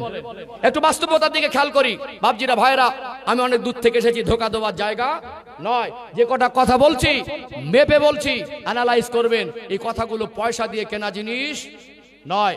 আপনারা জ্ঞানী শিক্ষিত মানুষ, বিশেষ করে আমার যারা ইয়াং জেনারেশন ভাইদেরকে দৃষ্টি আকর্ষণ করছি, আমার কথাগুলো এখন তো সব আপডেট মেজাজ, এরা সহজে বুঝতে পারবে। পৃথিবীতে আমরা ইসলাম সম্পর্কে না বুঝে, ইসলাম মানার গুরুত্ব মহত্ব না বুঝে আমরা কিছুদিন বিজ্ঞানের আবিষ্কার দেখে লাফালাফি করি। মনে রাখতে হবে, ইসলামের রাস্তায় চলে স্রষ্টার সন্তুষ্টি অর্জনে যা কিছু হাসিল হয়, কিয়ামত পর্যন্ত মানুষ তা আবিষ্কার করতে পারবে না। আমরা মানুষ, আমাদের সঙ্গে রবের সম্পর্ক তৈরি হওয়া, আমাদের এই জীবনযাপনে আল্লাহ খুশি হওয়া, এর থেকে দামি জিনিস আর কিছু হতে পারে না। তার দ্বারা যেটা হবে, মানুষ কিয়ামত পর্যন্ত বিজ্ঞান আবিষ্কার সেটা করতে পারবে না। এখানে একটু প্রমাণ করে দিই, ক্লিয়ার হবে ইনশাআল্লাহ। ঈসা আলাইহিস সালাম কে ছিলেন? হযরত নবী ঈসা আলাইহিস সালাম নাম শুনেছেন না? তিনি কে ছিলেন? আল্লাহর নবী ছিলেন। নবীদের সঙ্গে আল্লাহর সম্পর্ক আমাদের থেকে ভালো না খারাপ? আমাদের থেকে ভালো। তো স্রষ্টার সঙ্গে যার সম্পর্কের গভীরতা যত বেশি, সৃষ্টির মধ্যে তার দাম তত বেশি। তাহলে ঈসা আলাইহিস সালাম আল্লাহর নবী ছিলেন। কোন পুরনো কবরস্থানের ধারে গিয়ে যখন দাঁড়িয়ে বলতেন কুম বিইজনিল্লাহ, কবরবাসী কি হতো? জীবিত দাঁড়িয়ে বিজ্ঞানকে বলবেন, ইয়াং জেনারেশন ভাইদেরকে দৃষ্টি আকর্ষণ করছি, কিয়ামত পর্যন্ত চেষ্টা করে এমন যন্ত্র দুনিয়ার মানুষ আবিষ্কার করতে পারবে না যে পুরনো কবরের ধারে গিয়ে 500 বছর 1000 বছর আগের যন্ত্র আবিষ্কার করে জীবিত করে তোলার ক্ষমতা বিজ্ঞানের 14 পুরুষের হবে, ভাগদান হবে। কিন্তু আল্লাহর সঙ্গে যার সম্পর্ক থাকে, স্রষ্টার সঙ্গে যার সম্পর্ক হয়, সেই খাতিরে তার কথায় আল্লাহ পুরনো কবর থেকে মানুষকে জীবিত করে তুলে দেয় কি দেয় না? এটা ইসলামের মহত্ব বোঝাচ্ছে। কথা বুঝতে পেরেছেন? আল্লাহ সন্তুষ্টি অর্জনের মর্যাদা বোঝাচ্ছি। আল্লাহ সৃষ্টি জগতের মধ্যে আল্লাহ সব থেকে কাকে বেশি ভালোবাসেন? আমাদের নবীকে। সেই নবী জমিনে দাঁড়িয়ে আসমানের দিকে তাকে আঙুল ইশারা করলেন, আল্লাহ আসমানের চাঁদটাকে দ্বিখণ্ডিত করে দিলেন। আল্লাহর সঙ্গে যদি আমার রসুলের সম্পর্ক না থাকতো, চাঁদ দ্বিখণ্ডিত হতো কি? কখনো হতো না। সম্মানিত ভাইরা, এখানে বুঝতে হবে পৃথিবীর বিজ্ঞান, আজকে আমাদের ভারতবর্ষের ইসরোর বিজ্ঞানীরা যদি চন্দ্রযানকে চাঁদে পাঠায়, আমি ভারতবাসী হিসেবে গর্বিত। কিন্তু পৃথিবীর বিজ্ঞান কি চাঁদকে দ্বিখণ্ডিত করতে পারবে? কিন্তু একজন আল্লাহর সঙ্গে, স্রষ্টার সঙ্গে যার সম্পর্ক, সেই স্রষ্টার সম্পর্কের খাতিরে চাঁদ দ্বিখণ্ডিত হয় না। আপনারা বলবেন নবীদের কথা বলছেন, একটু এক ধাপ নামি তাহলে আর একটু ক্লিয়ার হবে ইনশাআল্লাহ। ও ভাইজানেরা, সোনার মানিক যুবকেরা, আব্বারা মায়েরা, এই পৃথিবীর জমিনে সব থেকে দাম বেশি হলো মুমিনের। আল্লাহ পাক সব থেকে সম্মানিত করেছেন নবীদের। সৃষ্টির মধ্যে মানুষ শ্রেষ্ঠ, মানুষের মধ্যে নবীরা শ্রেষ্ঠ। কথা ঠিক না বেঠিক? সব নবীর মধ্যে আমার নবী শ্রেষ্ঠ। কারণ হলো স্রষ্টার সঙ্গে যার সম্পর্ক যত বেশি হয়, তার দাম তত বেশি হয় কি হয় না? পৃথিবীতে আমরা মানুষ, আমার আল্লাহর পক্ষ থেকে ইসলাম নামক যে জীবন ব্যবস্থা দেওয়া হয়েছে, এই রাস্তায় চললে আমার আল্লাহর সঙ্গে আমাদের সম্পর্ক হবে কি হবে না? আমাদের দাম বেশি হবে কি হবে না? আপনারা বলছেন দুটো নবীর কথা বলেছি, নবীদের পরে আমরা আমাদের দৃষ্টিতে আমরা সাহাবাদেরকে সম্মানী আর দামি মনে করি কি করি না? নবীদের পরে সম্মান বেশি কাদের? সাহাবায়ে কেরামদের। আল্লাহ নবী তিনি 23 বছর খেদমত করলেন, 63 বছরের জীবনে দুনিয়া থেকে পর্দা গ্রহণ করলেন। খলিফা হলেন হযরত আবু বকর সিদ্দিক রাদিয়াল্লাহু আনহু, দ্বিতীয় খলিফা হলেন হযরত ওমর ফারুক রাদিয়াল্লাহু আনহু। ওমর রাদিয়াল্লাহু আনহুর শাসন আমল মিশরের জমিনে মানুষ ইসলামের ছায়াতলে এসেছে না আসে নাই? তখন মিশর জয় হলো। মিশরের জমিনে একটা বিখ্যাত নদী আছে, ওই নদীর নাম হলো নীল নদ। কি নদী? নীল নদ। নদীটা যখন শুকিয়ে যেত, তখন একটা তরুণী যুবতীকে বলি দিয়ে রক্তটা মিশরের নীল নদে দিয়ে বলতো, নীল নদকে খুশি করলে নদী পানি দেবে। তখনকার মানুষের ধারণা ছিল। যখন ইসলামের আলো জ্বলে উঠলো, ইসলামিক জীবন ব্যবস্থা মানুষ বুঝলো, ইসলামের মধ্যে যখন আবদ্ধ হলো, তখনকার ওমর রাদিয়াল্লাহু শাসন আমলে তিনি খলিফা, আর মিশরের গভর্নর হচ্ছে হযরত আমর ইবনুল আস। অর্থাৎ এখানে তখন এরা তো সবে নতুন একটা গাইডলাইন এসেছে, জীবনে তো কুসংস্কার ছিল, তাদের বানানোর তৈরি করার রাস্তা ছিল। আল্লাহ দেখে তোমার রাস্তা এসেছে, মনে মন মর্জি চলতে পারবে? চলতে সমাধান খুঁজতে হবে কোথা থেকে? কোরআন এবং হাদিস থেকে, ইসলামিক জীবন ব্যবস্থা থেকে সমাধান নিতে হবে। নিজের মতো করে সমাধান করতে পারবে না। চাইলে একটা মানুষকে আর বলে দিতে পারবে না। এই কুসংস্কারকে ইসলাম সাপোর্ট করে না। ইসলাম বলে তামাম সার্বভৌম শক্তির অধিকারীকে। সবাই মিলে বলেন কে? সার্বভৌম শক্তির অধিকারী আল্লাহ। আল্লাহর সবকিছু ক্ষমতা, এবং আল্লাহর হুকুমে সূর্য উদয় হয়, সূর্য অস্তমিত যায়। আল্লাহর হুকুমে নদীর স্রোতটা চলে। এখন এই সমস্যার সমাধান কি হবে? নীল নদ শুকিয়ে আছে, মানুষ বলল আমাদের সমাধান কি হবে? ইসলাম থেকে নিতে হবে না? এখন আমর ইবনুল আস হুজুর বললেন, তাহলে আমি এখানে তো গভর্নর, কিন্তু মূল মাথা যিনি খলিফা মদিনার মসনদে আমিরুল মুমিনিন হযরত ওমর ফারুক রাদিয়াল্লাহু আনহু, তার কাছে চিঠি লিখলেন। তখন মোবাইল ছিল না। চিঠি লিখলেন, চিঠিটা মদিনা এসে পৌঁছালো। ওমর রাদিয়াল্লাহু আনহু চিঠি লিখলেন মিশরের নীল নদের কাছে। আমরা মানুষের কাছে লিখি, তিনি মিশরের নীল নদের কাছে লিখেছিলেন। পত্রে লেখা ছিল, এই পত্র আমিরুল মুমিনিন হযরত ওমর রাদিয়াল্লাহু আনহুর পক্ষ থেকে মিশরের নীল নদের কাছে। হে মিশরের নীল নদ, আমি জানি তোমার ভিতরে কোনো ব্যক্তিগত কোনো ক্ষমতা নেই। যদি তোমার ব্যক্তিগত ক্ষমতায় তোমার স্রোত প্রবাহিত হয়, তোমার কাছে আমার জাররা সাহায্যর কোনো প্রয়োজন নেই। তবে যদি স্রষ্টার হুকুমে তুমি প্রবাহিত হয়ে থাকো, হে মিশরের নীল নদের স্রোত, আমি ওমার এই চিঠিটা লিখে দিচ্ছি, নিক্ষেপ করার সাথে সাথে আমি সেই মহান স্রষ্টা রব্বুল আলামিন আল্লাহর কাছে প্রার্থনা আশ্রয় করছি, আমার আল্লাহ যেন তার বান্দাদের জন্য, আজ তারা ইসলামের ছায়াতলে এসেছে, আজ তারা আল্লাহর কাছে আত্মসমর্পণ করেছে, আল্লাহ যেন সমাধান হিসাবে আল্লাহর পক্ষ থেকে তারা দয়ার অনুগ্রহ দিয়ে মিশরের নীল নদের পানির স্রোত জারি করে দেয়। চিঠিটা যখন মিশর এসে পৌঁছালো, চিঠিটা নিয়ে যখন মিশরের নীল নদে ফেলা হলো, আল্লাহর হুকুমে পানির স্রোতটা জারি হয়ে গিয়েছিল। জোরে বলুন, জোরে বলবেন না সুবহানাল্লাহ। অর্থাৎ ইতিহাস বলছে মিশরের নীল নদে যখন পানির স্রোত খুব বেশি হতো, ওটা 10 গজ উঁচু হতো, ওমর রাদিয়াল্লাহু আনহুর পিটিটা নিক্ষেপ করার পরে পানির স্রোত 16 গজ উঁচু হয়েছিল। এটা কি ক্ষমতা? কি ক্ষমতা? ইমানি ক্ষমতা। আল্লাহর হুকুমে যেটা হয় মানুষ চেষ্টা করে সেটা পারবে না। আজকে মানুষ মনে করে আমি শক্তিশালী, মানুষের কোনো ক্ষমতা নেই। আল্লাহর যেটা করবে মানুষ তার ব্যতিক্রম যাওয়ার ক্ষমতা রাখে না। কথা ঠিক না বেঠিক? সম্মানিত ভাইরা, আপনাদের হলদিবাড়ির উজ্জ্বল নক্ষত্র ছিলেন এই বাংলার জমিনে। অখণ্ড ভারত ছিল তখন, দেশ স্বাধীন হয়নি। আল্লাহ ওয়ালাদের হাক্কানি আল্লাহর ওলিদের খেদমত মেহনত আছে না নেই? আজকে এপার বাংলা ওপার বাংলায় কিছু ভণ্ড পীরের আবির্ভাব হয়েছে, তাদের জন্য এই আল্লাহ ওয়ালাদের জীবন নিয়ে কিছু মানুষ ভুল বুঝে টেনে বাজে মন্তব্য করছে। অবশ্যই কেউ যদি ভণ্ড পীর হয়, আপনারা যতটা প্রতিবাদ করেন আমরাও ততটা প্রতিবাদ করি। শরিয়াতের দৃষ্টিকোণ থেকে সে যদি প্রকৃত আল্লাহর ওলি না হয়, ওরকম আল্লাহর ওলিকে আমরা মানি না। কিন্তু হযরত ইকরামুল শাহ রহমাতুল্লাহ আলাইহি, তিনি ছিলেন ফুরফুরার শরীফের হুগলি জেলা জমিনে আমিরুল শরিয়াত কুতুবুল আলম মুজাদ্দিদুজ্জামান দাদা হুজুর কেবলা রহমাতুল্লাহর পীর ভাই ছিলেন। কলিকাতা মানিকতলা জমিনে কুতুবুল ইরশাদ রসুল নোমা হযরত সুফি ফাতে আলী আইসি রহমাতুল্লাহর খলিফা, তাকে উত্তরবঙ্গে প্রেরণ করা হয়েছিল এবং আমাদের দক্ষিণবঙ্গের জন্য আমিরুল শরিয়াত কুতুবুল আলম মুজাদ্দিদুজ্জামান দাদা হুজুর কেবলাকে খেদমতের দায়িত্ব দেওয়া হয়েছিল। এই আল্লাহ ওয়ালাদের খেদমত মেহনত আছে না নেই? ইসলামের জন্য তারা অক্লান্ত পরিশ্রম করেছেন না করেননি? আল্লাহ ওয়ালাদের জীবনে একটা ব্যতিক্রম ঘটনা ঘটে গেলে সেটাকে শরিয়াতের ভাষায় বলা হয় কারামাত। নবীদের জীবনে ঘটলে সেটাকে বলা হয় মুজিজা, আর ওলিদের জীবনে ঘটলে সেটাকে বলা হয় কারামাত। কথা ঠিক না বেঠিক? অর্থাৎ নবীদের জীবন থেকে যেটা ঘটেছে বিজ্ঞান সেটা পারবে না, সাহাবাদের জীবন থেকে যেটা ঘটেছে বিজ্ঞান সেটা পারবে না। কারণ ইমানি শক্তির ঊর্ধ্বে পৃথিবীর মানুষের কোনো শক্তি অর্জন হয় না। ইমানি শক্তি দিয়ে যেটা হাসিল হয় পৃথিবীর কোনো পন্থায় ওটা হাসিল করা সম্ভব নয়। কারণ ইমান শুদ্ধ হয়ে গেলে, আল্লাহ সন্তুষ্টি জীবন অর্জন হয়ে গেলে তার জন্য সাহায্যটা আল্লাহর পক্ষ থেকেই আসে। যদি বলুন সুবহানাল্লাহ। আপনারা বলবেন তাহলে আমরা তো সাহাবাদের পরে যারা অধিক আল্লাহর প্রিয় মানুষ ছিলেন, যাদের জীবন ইসলামের আলো 100% বাস্তবায়ন ছিল, তাদেরকে আমরা আল্লাহ ওয়ালা বলি না? যদিও পুরোপুরি 100% না হলে তারা আল্লাহর সন্তুষ্টি অর্জন করেছিলেন। কথা ঠিক না বেঠিক? আল্লাহ ওয়ালাদের জীবনে কারামত আছে না নেই? আছে না? আছে না? বসিরহাটের জমিনে, আমাদের বসিরহাট টাউনে একজন আল্লাহর ওলির মাজার আছে, শাহ আলী রহমাতুল্লাহ আলাইহি। তিনি বাগের পিঠে সাওয়ার হতেন। আজকে বিজ্ঞানকে বলুন তো, উইদাউট মেডিসিন, কোনো পন্থা, কোনো টেকনোলজি ছাড়া বাগের কাছে যেতে ছেড়ে দেবে? যত্ন করবে নাকি? যত্ন করবে? বরং একটা হিংস্র জন্তুরও আল্লাহর সন্তুষ্টি অর্জন করলে ব্যতিক্রম ভাবে কখনো কখনো এই মানুষের তাবে হয়ে যায়। বলুন সুবহানাল্লাহ। ইতিহাস পড়ে দেখে নেবেন। যেহেতু আমি মোটামুটি যতটা ধারণা জানি, আমাদের এই হলদিবাড়ির হুজুর কেবলা সম্পর্কে আমার খুব বিস্তারিত ধারণা নেই, তবে মোটামুটি যথেষ্ট আমি জানি। অর্থাৎ এখানে হিন্দুস্তানের জমিনে খাজাতে খাজা মাইনুদ্দিন চিস্তি আজমিরি সানজারি রহমাতুল্লাহ এসেছিলেন না? আসেন নাই? এসেছিলেন না? তখনকার দিনের বাদশাহ পৃথ্বীরাজ চৌহান তখন হিন্দুস্তানের রাজস্থানে বাদশাহী করছে। একজন ইমানি শক্তি নিয়ে আসলেন।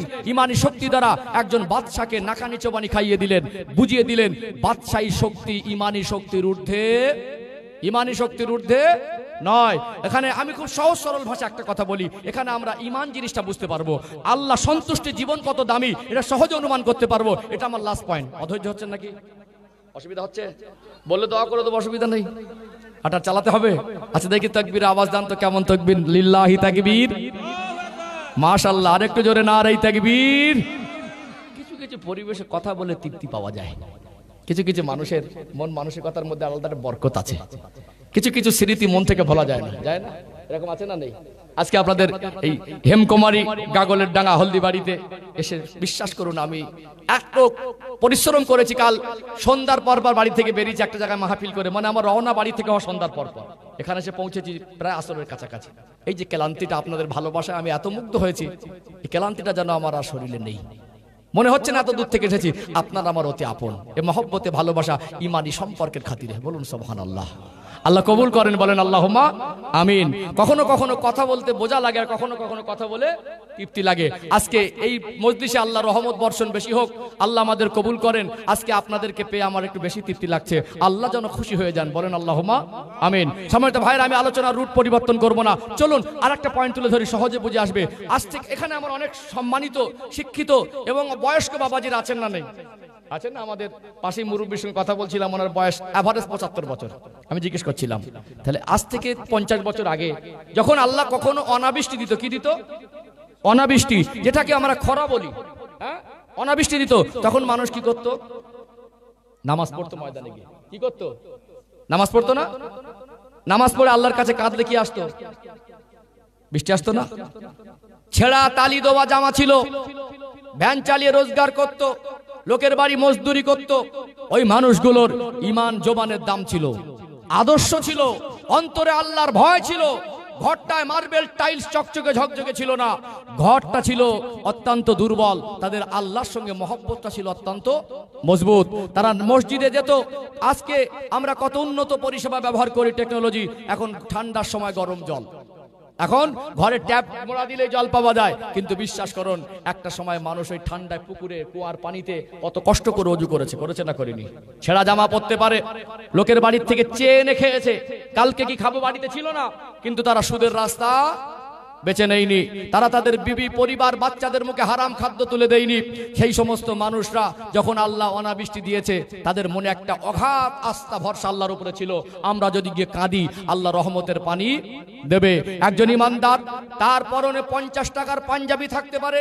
একজন ইমানদার দেখতে অত্যন্ত কুৎসিত হতে পারে। একজন ইমানদার গাড়ি বাড়ি আর সম্পদ না থাকতে পারে। একজন ইমানদার সত্যিকারে যদি আল্লাহর আদেশ আর নিষেধ মেনে চলে, তার জীবন যাপনে আল্লাহ সন্তুষ্ট হয়। আল্লাহ সন্তুষ্টি অর্জনে জীবন এত দামি হয়, তার চোখের পানির দাম আল্লাহর কাছে বেড়ে যায়। জোরে বলুন সুবহানাল্লাহ। যদি পৃথিবীতে আল্লাহ অনাবৃষ্টি দেয়, একজন ইমানদার যদি সেখানে কাঁদে, তার চোখের পানি জমিনে পড়ার আগে আল্লাহর আসমান থেকে রহমতের পানি এলাকাবাসীর জন্য বর্ষণ করে দেয়। জোরে বলবেন না? দুনিয়ার বিজ্ঞানকে বলবেন যে আল্লাহ যদি অনাবৃষ্টি দেয়, টেকনোলজির সাহায্যে পৃথিবীর মানুষের প্রয়োজন মেটাতে পারবে? পারবে। আজকে বর্তমান সময় প্রেক্ষাপটে বোঝানো সহজ হয়ে গেছে। একটা বাস্তবতা তুলে ধরবো। আজকে নিউজ চ্যানেলে দেখছেন, আমেরিকা যুক্তরাষ্ট্রের ক্যালিফোর্নিয়ায় লস অ্যাঞ্জেলস শহরটা দাবানলের আগুনে ভস্ম হচ্ছে না, হয় না? আল্লাহ বলে, বান্দা, পৃথিবীর জমিনে তুমি মনে করো আমি বিশ্বের দাদা। আল্লাহ বলে, বান্দা, তুমি মনে করো টেকনোলজিতে আগিয়ে, ক্ষমতায় আগিয়ে, নেতৃত্বে আগিয়ে আমার কাছে অনেক শক্তি অর্জন হয়েছে। আল্লাহ বলে, বান্দা, তুমি গোটা বিশ্বের উপরে দাদাগিরি করতে চাও। আমি আল্লাহ বলছি, আমি আল্লাহ সর্বভৌম শক্তির অধিকারী, তুমি মানুষ সর্বভৌম শক্তির অধিকারী নয়। আল্লাহ চায় গোটা বিশ্বের উপরে দাদাগিরি দিতে চায়, গোটা বিশ্বকে বোঝাতে চায় সর্ব দেশের মধ্যে আমি শক্তিশালী, আমার কাছে টেকনোলজি বেশি, আমার কাছে বিভিন্ন পন্থা আছে, আমি গোটা বিশ্বকে কন্ট্রোল করব। আল্লাহ ক্যালিফোর্নিয়া যুক্তরাষ্ট্রে দাবানলে আগুন জ্বালিয়ে দিলেন। আল্লাহ তার শক্তিকে, টেকনোলজিকে নাকানি চোবানি খাইয়ে বুঝিয়ে দিলেন, তোমার শক্তিটা কোনো কাজ। কে কত উন্নত প্রযুক্তি দিয়ে ওই আগুনকে থামাতে পারছে? দুনিয়ার বিজ্ঞান।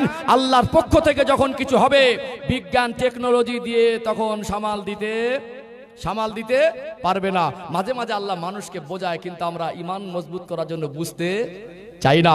সম্মানিত ভাইরা, আজকে বিজ্ঞান দুনিয়ার টেকনোলজি দিয়ে পানি বর্ষণ করতে পারবে, কিন্তু এই বিশ্বাস আমাদের, একজন ইমানদার, সে যদি ইমানদারের মতো ইমানদার হয়, তার জীবনে যদি আল্লাহ সন্তুষ্ট হয়, সে যদি প্রকৃত ইসলামের মধ্যে চলতে পারে, তার জীবনে রাসূলুল্লাহ সুন্নাত বাস্তবায়ন হয়, সে যদি প্রকৃত দ্বীন আর ইসলামের অনুসারী হতে পারে, তার চোখের পানিতে আল্লাহ রহমতের পানি দেয় না? রহমতের পানি দেয় না? কথা ঠিক না বেঠিক? তাহলে ইমানদারের ইমানি শক্তির ঊর্ধ্বে পৃথিবীর কোনো শক্তি নয়। কিন্তু এখানে একটা জিনিস গভীর বোঝার জিনিস, 50 বছর আগে ভ্যান চালানো মানুষ, মজদুরি করা মানুষ, তালি দেওয়া মানুষ, ছেঁড়া চপ্পল সেলাই করে পরা মানুষ, তারা কেঁদেছে, পানি এসেছে। আজকে তো আমরা অনেক ভদ্র নম্র, শিক্ষার হার বেড়েছে, আমরা উন্নতি করেছি। আল্লাহ না করুক আযাব গজব, আল্লাহ যেন না দেন। এখনো যদি অনাবৃষ্টি হয়, আমরা গিয়ে কাঁদলে আল্লাহ পানি দেবে না, এই কথাটা আমি বলবো না, কিন্তু আমরা গিয়ে পানি সাথে করে নিয়ে আসবো। এই ভরসাটা 50 বছর আগের মানুষের মনে যা ছিল, আমাদের মনের মধ্যে অতটা আছে না দুর্বল হয়েছে? কি মনে হয়? তার মানে আমরা ইমানি দিক থেকে আগের দিনের মানুষের আদর্শ দেখবেন, মনুষ্যত্ব দেখবেন। একটা জমি দিয়ে দিয়েছিল, 10,000 টাকা দাম ছিল না, এখন 10 লক্ষ টাকা দাম। ভাই দিয়েছি তো, তোকে দিয়ে দিয়েছি, কথা ঠিক না বেঠিক? 1 টাকা দাবি করিনি, ঘুরে বেঁকে বসতে পারতো তখন দলিল করিনি, এই মরে যাবো, কথা দিয়েছি কথা দেবো। এখন সব চকচকে ঝকঝকে জামা পরে বেই বাড়ি যাই। নতুন কুটুম হলে, ছেলে মেয়ের বিবাহ দিলে একটা বেই বাড়ি সম্পর্ক হয় না? বেই বাড়ি যাই, ওখানে গিয়ে সাদা সাদা জামা পরি, সাদা সাদা লুঙ্গি পরি, লেবাস পোশাক পরে জুমার দিন বেই বাড়ি বলে কথা। ফার্স্ট কাতারে গিয়ে জায়গা নেই, দেখে মনে হবে আল্লাহর ওলি বসে আছে। খবর নিয়ে যাবে, এক জমি 2 বার 3 বার বিক্রি করে বসে আছে। আছে না নেই? আছে না নেই? আছে না? এই রকম চিটিংবাজ মানুষ জামা কাপড় স্বচ্ছ করে কাঁদলে পানি তাড়াতাড়ি আসবে? আসবে? আগের দিনে সম্মানিত ভাইরা আশ্চর্য হয়ে যাবেন, মানুষ সত্যিকারে কি খাবে তার বাড়িতে ছিল না। সকাল হয়েছে, স্ত্রী বলেছে ছোট ছোট বাচ্চাগুলো আছে, কি রান্না করব? বলেছে আল্লাহ ভরসা, দেখি বেরিয়ে যায় কিছু হালাল রুজি হয় কিনা। দুপুর হয়ে গেছে, মনটা শুকনো হয়ে গেছে, কিছু হলো না, মনটা খারাপ। পাশের বাড়ির থেকে চালটা ধার করে আজ দিনটা চালিয়ে নাও। ভাঙা চালের কালো কালো দানা, ওটা রান্না করে খাইয়েছে, কিন্তু হারাম জিনিস বিবি বাচ্চা বাবা আমার মুখে তুলে দেয়নি। আজকে বলুন ইসলাম শ্রেষ্ঠ নয়? একটা আওয়াজ দিয়ে বলেন ইসলাম শ্রেষ্ঠ নয়? এই জীবন ব্যবস্থা কার পক্ষ থেকে এসেছে? আল্লাহর পক্ষ থেকে এসেছে। কোরআন শ্রেষ্ঠ নয়? এ কিতাব কার পক্ষ থেকে এসেছে? আল্লাহর পক্ষ থেকে এসেছে। কোরআন যদি শ্রেষ্ঠ হয়, ইসলাম যদি শ্রেষ্ঠ হয়, নবী যদি শ্রেষ্ঠ হয়, আমরা যদি সৃষ্টির শ্রেষ্ঠ হই, তাহলে আমাদেরকে এই রাস্তায় চলা দরকার আছে না নেই? আছে না নেই? কিন্তু আমরা ইসলাম শ্রেষ্ঠ মুখে বলি, আমরা কাজে সেটা প্রমাণ করতে পারি না। আজকে ইসলাম যদি শ্রেষ্ঠ হয়, তাহলে আমাদের গোটা আপনার কুচবিহার জেলায় একটা খান ইসলামিক গবেষণাগার নেই। কমের কাছে পয়সা নেই এমন নয়। এখন বিবির জন্মদিন পালন হচ্ছে, 30,000 খরচা। বুঝতে পারছেন না? মনে হয় যুবকরা ভালো বুঝতে পারবে। ওকে কি বলে? বিবাহ বার্ষিকী কি বলে ইংরেজিতে? অ্যানিভার্সারিটা কি? Marriage day. বিবাহ বার্ষিকী কি ম্যারেজ ডে বলে? যেটা পারি না বলি না, কারণ আমার অতটা ইংরেজি সম্পর্কে নলেজ নেই। যতটুকু আমার ভিতরে আছে আমি এখনো অকপটে স্বীকার করি। বক্তা হতে গেলে যে যোগ্যতা, তাকওয়া, পড়াশোনা, আল্লাহর ভয় লাগে, সেদিক থেকে আমার মাইনাস পয়েন্ট। তারপর এখানে যখন বসে একটা মহান দায়িত্ব পালনের আমি চেষ্টা করি। মাঝে মাঝে মনে হয় আমার কমকে কি দিলাম। চিন্তা করুন, এই যে একটা 16-32 ঘন্টা একটা লম্বা সফর, কম কষ্ট? কি বলেন, কম কষ্ট? তাহলে এই কষ্টের সময় রাতগুলো পানির মতো কুয়াশায়, মানুষ যখন চাদর মুড়ি দিয়ে, কাঁথা মুড়ি দিয়ে, কম্বল মুড়ি দিয়ে ঘুমাচ্ছে, আমাদের রাতগুলো পানির মতো। মাঝে মাঝে আমার বিবেক জাগ্রতায় ভাবায়, মানুষকে কি দিলাম, মানুষগুলো কি পেল? এত দূর থেকে আমাকে মেহমান হিসেবে ডাকলো, যে ভালোবাসা শ্রদ্ধা করলো, আপনারা আমার সামনে যে ভক্তি ভালোবাসা নিয়ে বসেছেন, আপনাদের কি দিলাম? এইটুকু আমার বিবেক আমাকে বাধা দেয়। এই জন্য চেষ্টা করি আপনাদেরকে বুকে টেনে, যেটা আমার কওমের জীবনের আমলের উন্নতি হয়, তারা যাতে স্রষ্টার কাছে প্রিয় হতে পারে, তারা যাতে জাহান্নামের আগুন থেকে বাঁচতে পারে, তাদের জীবনে যাতে ইসলামের আলো বাস্তবায়ন হয়, এর জন্য আমি নগণ্য হিসাবে আমার যতটুকু করণীয় সাধ্য মতো চেষ্টা করা দরকার আছে না নেই? বিশ্বাস করুন, আপনাদের মন জয় করার জন্য আমি বলছি না, আমি আমার দায়িত্ব পালন করছি। ঠিক বলছি না ভুল বলছি? এখানে আমি একজন আলেম, আমার কথাগুলো কোরআন হাদিসের মধ্য থেকে হওয়া দরকার, আমার ভাষা ভঙ্গি সংযত হওয়া দরকার। আমি ইসলামের উপকার করতে যদি নাও পারি, অন্তত আমার দ্বারা যেন ক্ষতি না হয়, এই চিন্তা আমাদের মধ্যে থাকা দরকার আছে না নেই? আপনারা যদি আমার কোনো বক্তব্যে যাররা সন্তুষ্ট নাও হন, আমার যাররা দুঃখ নেই, ওই মেজাজ আমি চলি না। কারণ আমি দায়িত্ব পালন করছি। আমি কতটুকু আমার বিবেকের জ্ঞানের মধ্যে থেকে আল্লাহর জন্য কাজ করতে পারছি, এটাই আমার কাছে বড়। কি গো, ভালো জিনিস মানুষের ভালো লাগে, সবার সেই ভালো। নামাজ ভালো না খারাপ?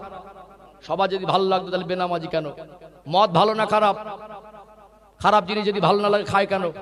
মদের থেকে দুধ ভালো, কিন্তু দুধ কিনে খাবে না, মদ কিনে খাবে। এই জন্য কিছু কিছু মানুষের ভালো জিনিস ভালো লাগে না, আর খারাপ জিনিস খারাপও, মানে মনুষ্যত্ব খারাপ হয়ে গেছে। ওই মানুষটাকে আমি কষ্ট করে চেষ্টা করলে মন জয় করতে পারবো না। তাহলে এখানে আমাকে দায়িত্ব পালন করতে হবে। আলহামদুলিল্লাহ, সবাইকে এক পাল্লা তুলছি না। কিছু মানুষ আছে তারা দিন প্রেমী, কিছু মানুষ আছে তারা কোরআন প্রেমী, কিছু মানুষ আছে তারা আল্লাহ এবং রসুলকে ভালোবাসে। তার জ্বলন্ত উদাহরণ প্রমাণ আজকে আপনাদের এই হেমনগর গাগলের ডাঙ্গা গ্রামের একটা ঐতিহ্য। আজকে ঠান্ডা, বর্ষা, গরম, দুর্যোগ বোঝে না ইমানদার, যেখানে আল্লাহ রসুলের প্রসঙ্গ আসে সবকিছু ছেড়ে দিয়ে চলে আসে। তার প্রমাণ এটা না? কথা ঠিক না বেঠিক? আজকে বলুন, এখনো পর্যন্ত শয়তান আমাদেরকে এই জায়গা থেকে তুলে নিয়ে যেতে পেরেছে? মায়েদের অনেক নসিহত আমার বাকি আছে, আমি মায়েদের দিকে একটু ধাবিত হব, সময় লাগবে। জাস্ট আমি রুটটা যেটা বলছি একটু ক্লিয়ার করা দরকার আছে না? আমি গুছিয়ে কথা বলি, লাইন ধরে কথা বলি। আমার তো ভাইরা বলেই দিয়েছে মায়েদের সম্পর্কে কিছু নসিহত, অনেক আমার সম্মানিত মায়েরা এসেছেন। আমি তো ইসলামের গুরুত্ব, মহত্ব, তাৎপর্য নিয়ে কথা বলছি। অলরেডি পর্দা, নামাজ, মায়েদের কিছু নসিহত, স্বামীর খেদমত, বাবা মার খেদমতের প্রসঙ্গ আসবে ইনশাআল্লাহ। সম্মানিত ভাইরা, তার যে কথা বলছিলাম, আজকে দিনে বলুন সুদখোর আছে না নেই? ঘুষখোর আছে না নেই? আছে। কালকে কি খাবো আমাদের বাড়িতে নেই এরকম মানুষ এখানে আছে? আছে। কিন্তু 50 বছর আগে কালকে কি খাবো সেটা ছিল না, এরকম মানুষ ছিল। কিন্তু তারা সুদ বেছে নিয়েছিল। আমি ছেড়েছি কোথায় জানেন? বলছিলাম যে আজকে ইসলাম যদি শ্রেষ্ঠ হয়, ইসলামিক গবেষণাগার নেই কেন? কোরআন যদি শ্রেষ্ঠ হয়, একটা কোরআন রিসার্চ সেন্টার আপনারা কুচবিহার জেলায় খুলতে পারলেন না কেন? কথা ঠিক বলছি না ভুল বলছি? তাহলে কথার সঙ্গে আমাদের কাজের মিল নেই। আর একটু কড়া করে একটু সাইডে যাবো, একটু গভীরে যাবো, দেখবেন পৃথিবীর জমিনের শ্রেষ্ঠ কিতাব কি? কোরআন শরীফ। তাহলে কিতাবের ছাত্র কি হবে? শ্রেষ্ঠ হবে। কোরআনের শিক্ষক কি হবে?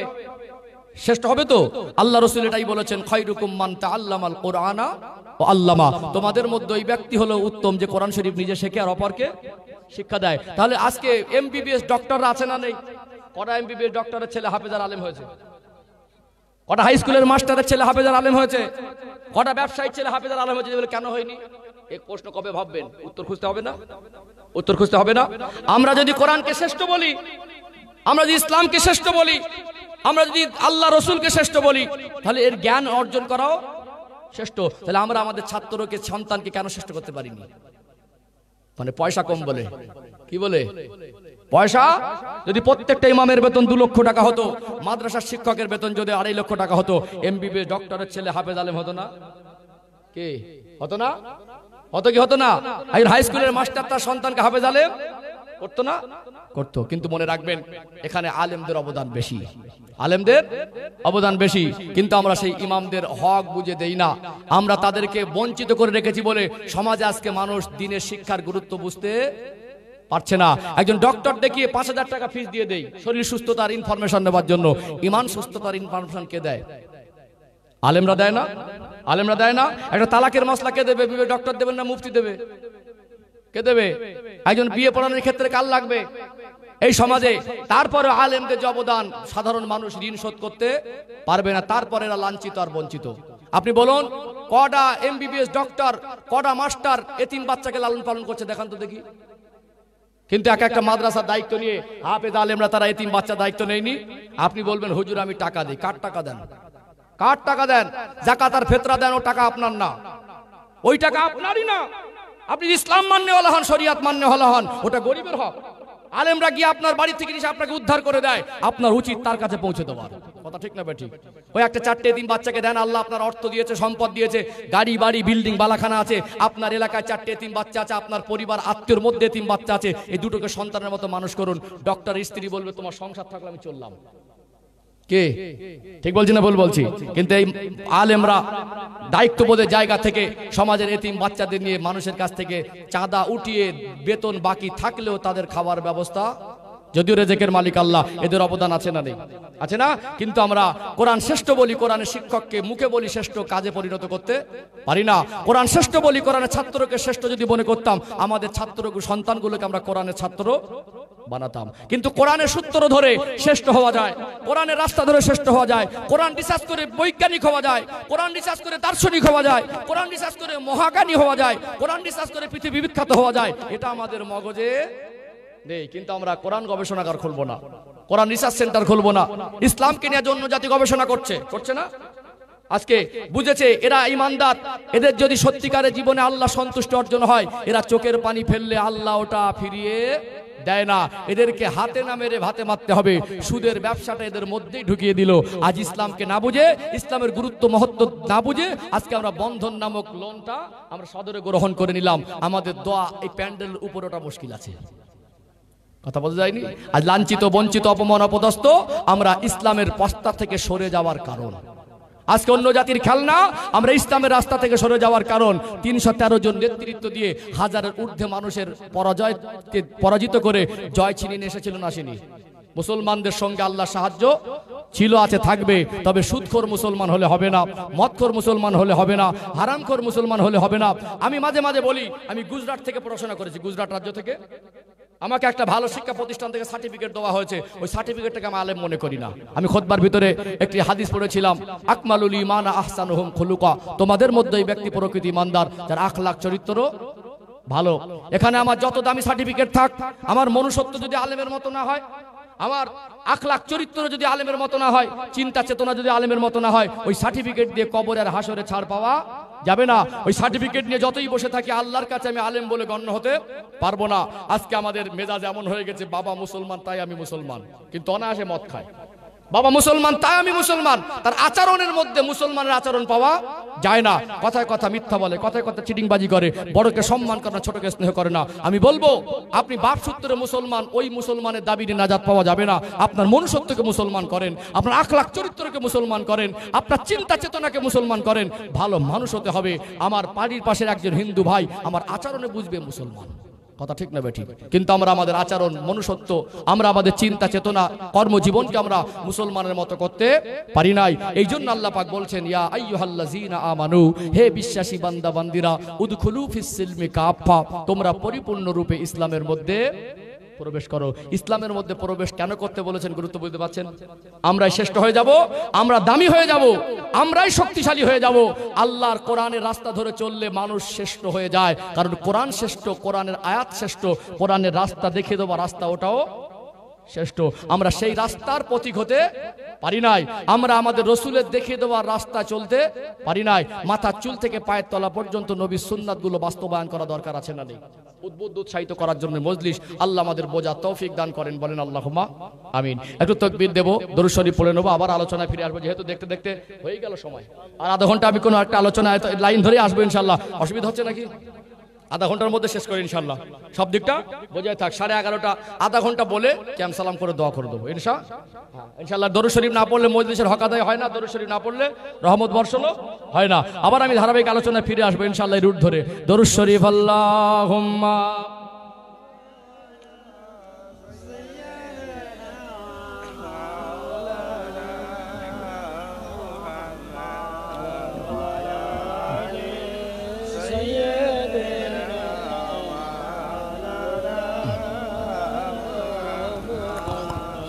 अब अहमद अजल ही सीने में है, मैं आहूँ मेरा दिल मदीने में है।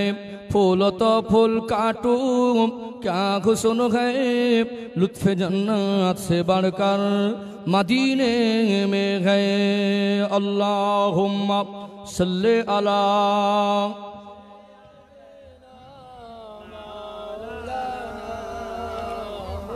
وعلى آل سيدنا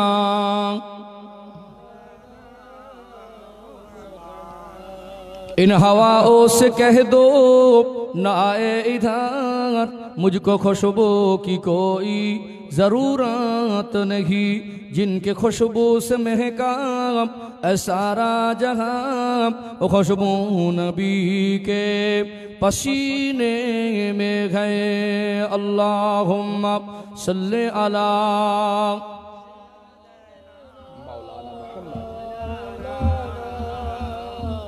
व अला आलि सय्यदिना।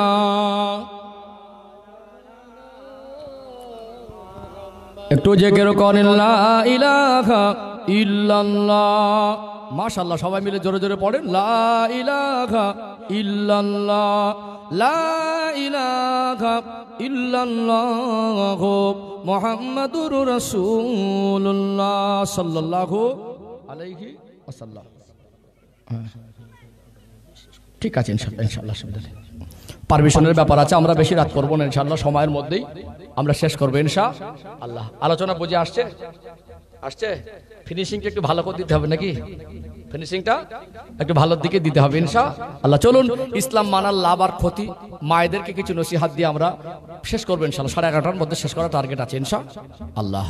ও ভাই জানেরা, সোনার মানিক যুবকেরা, আব্বারা মায়েরা, আল্লাহ পাক কোরআনুল কারিমে সূরাতুল বাকারার 208 নম্বর আয়াতে স্পষ্ট করে জানিয়ে দিলেন, ইয়া আইয়ুহাল্লাযীনা আমানু, হে বিশ্বাসী বান্দা বান্দিরা, উদখুলু ফিস সিলমি কাফা, তোমরা পরিপূর্ণ রূপে ইসলামের মধ্যে প্রবেশ করো।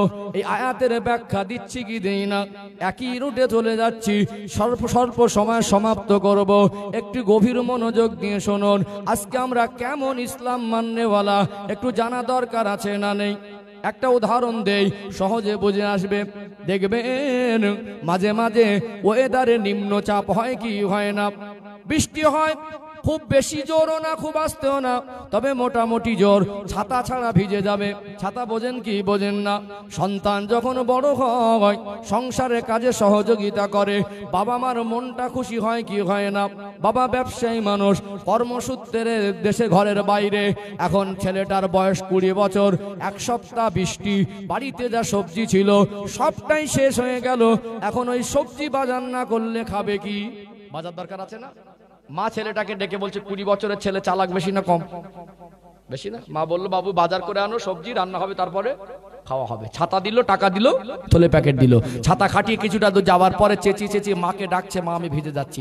বাচ্চার আওয়াজটা মার কলিজা লাগে না? মা দরজা খুলে দেখছে ছাতা খাটিয়ে কাত করে একদিকে ধরে রেখেছে, মাথার উপরে নেই। ভিজে যাবে না শুকনো থাকবে? ভিজে যাবে। ও যে ভিজে যাচ্ছে, দোষ কার? ছাতার না বৃষ্টির? দোষটা ভালো করে বুঝে বলেন।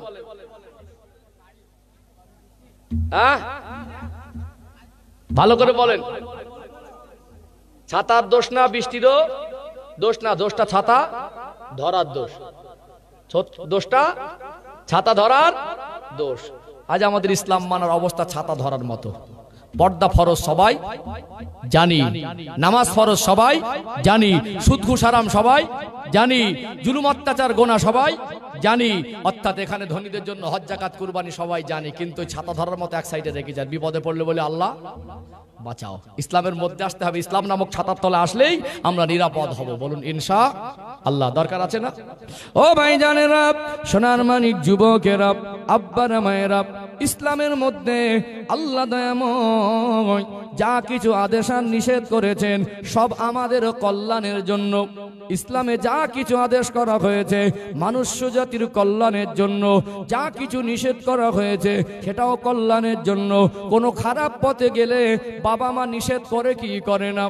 যেখানে অকল্যাণ আছে সেখানে বাবা মার নিষেধ সন্তানের উপরে যেমন থাকে, যেখানে অকল্যাণ আর বান্দার ক্ষতি আছে, আমার আল্লাহ বাবা মা সন্তানকে যা ভালোবাসে তার থেকে কোটি কোটি গুণ বেশি ভালোবাসে।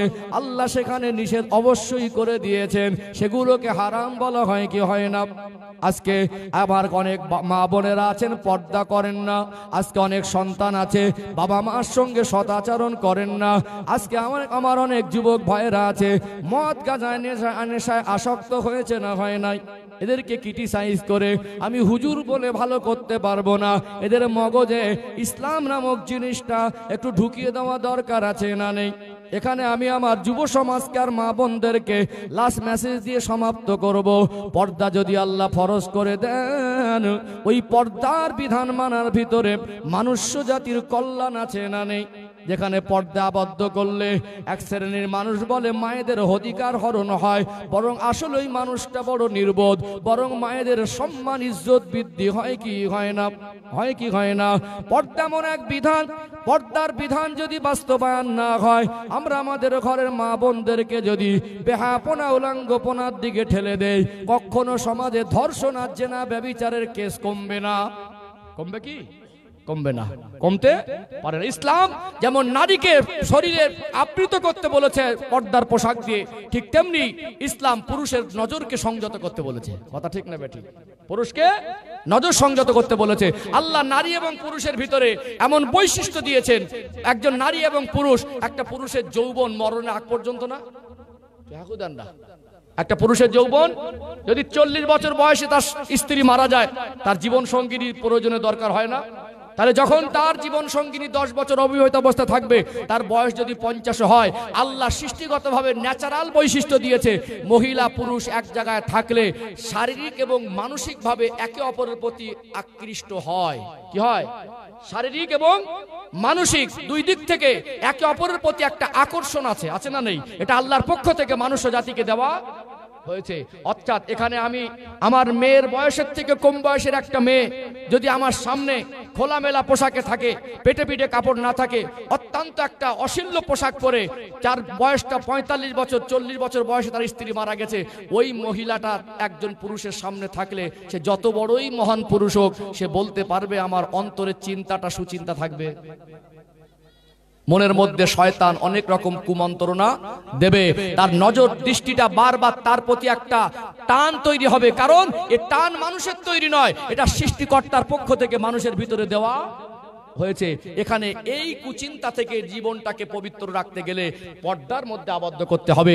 বরং এখানে যখন একটা 28 বছর 25 বছর 26 বছরের তরুণ যুবক, যার জীবনে ভরা যৌবন, তার সামনে যদি খোলামেলা পোশাকে 24 ঘন্টা মহিলারা সৌন্দর্য প্রকাশ করে ঘোরে, সে যখন ঘরের মধ্যে একা থাকবে, তার মনের মধ্যে তার সেই চোখের সামনে সেই সমস্ত ছবি ভেসে উঠবে, তার মনের মধ্যে অনেক রকম কুপরিকল্পনা তৈরি হওয়ার সম্ভাবনা আছে না নেই? ইসলাম মানুষের বাহ্যিক দিকও পবিত্র করে দেয়, আভ্যন্তরীণ দিকটাও পবিত্র করে দেয়। বলুন সুবহানাল্লাহ। এই জন্য ইসলাম বলেছে অকরনা ফি বুয়ুতি কুন্না ওয়ালা তাবাররাজনা তাবাররুজাল জাহিলিয়াতিল উলা। দুনিয়ার মেয়েরা, তোমরা জাহিলিয়াতের যুগের মেয়েদের মতো বেহায়াপনা হয়ে উলাঙ্গপনা হয়ে চলাফেরা করো না। আল্লাহ পর্দার বিধানকে ফরজ করে দিয়েছেন না দেননি? দিয়েছেন না? সম্মানিত ভাইরা, এখানে মা বোনেরা, মহিলারা যেমন আদবের পোশাক আবৃত হবে, এখানে একটা কথা বলে রাখি, পর্দা ফরজ, বরকা ফরজ নয়। আজকে কিছু কিছু বরকা পরে পর্দার হক আদায় হয় না। শরীরের সঙ্গে যেগুলো টাইট ফিট বরকা পরার পরেও শরীরের গঠন বোঝা যায়, ওতে পর্দার হক আদায় হয় না।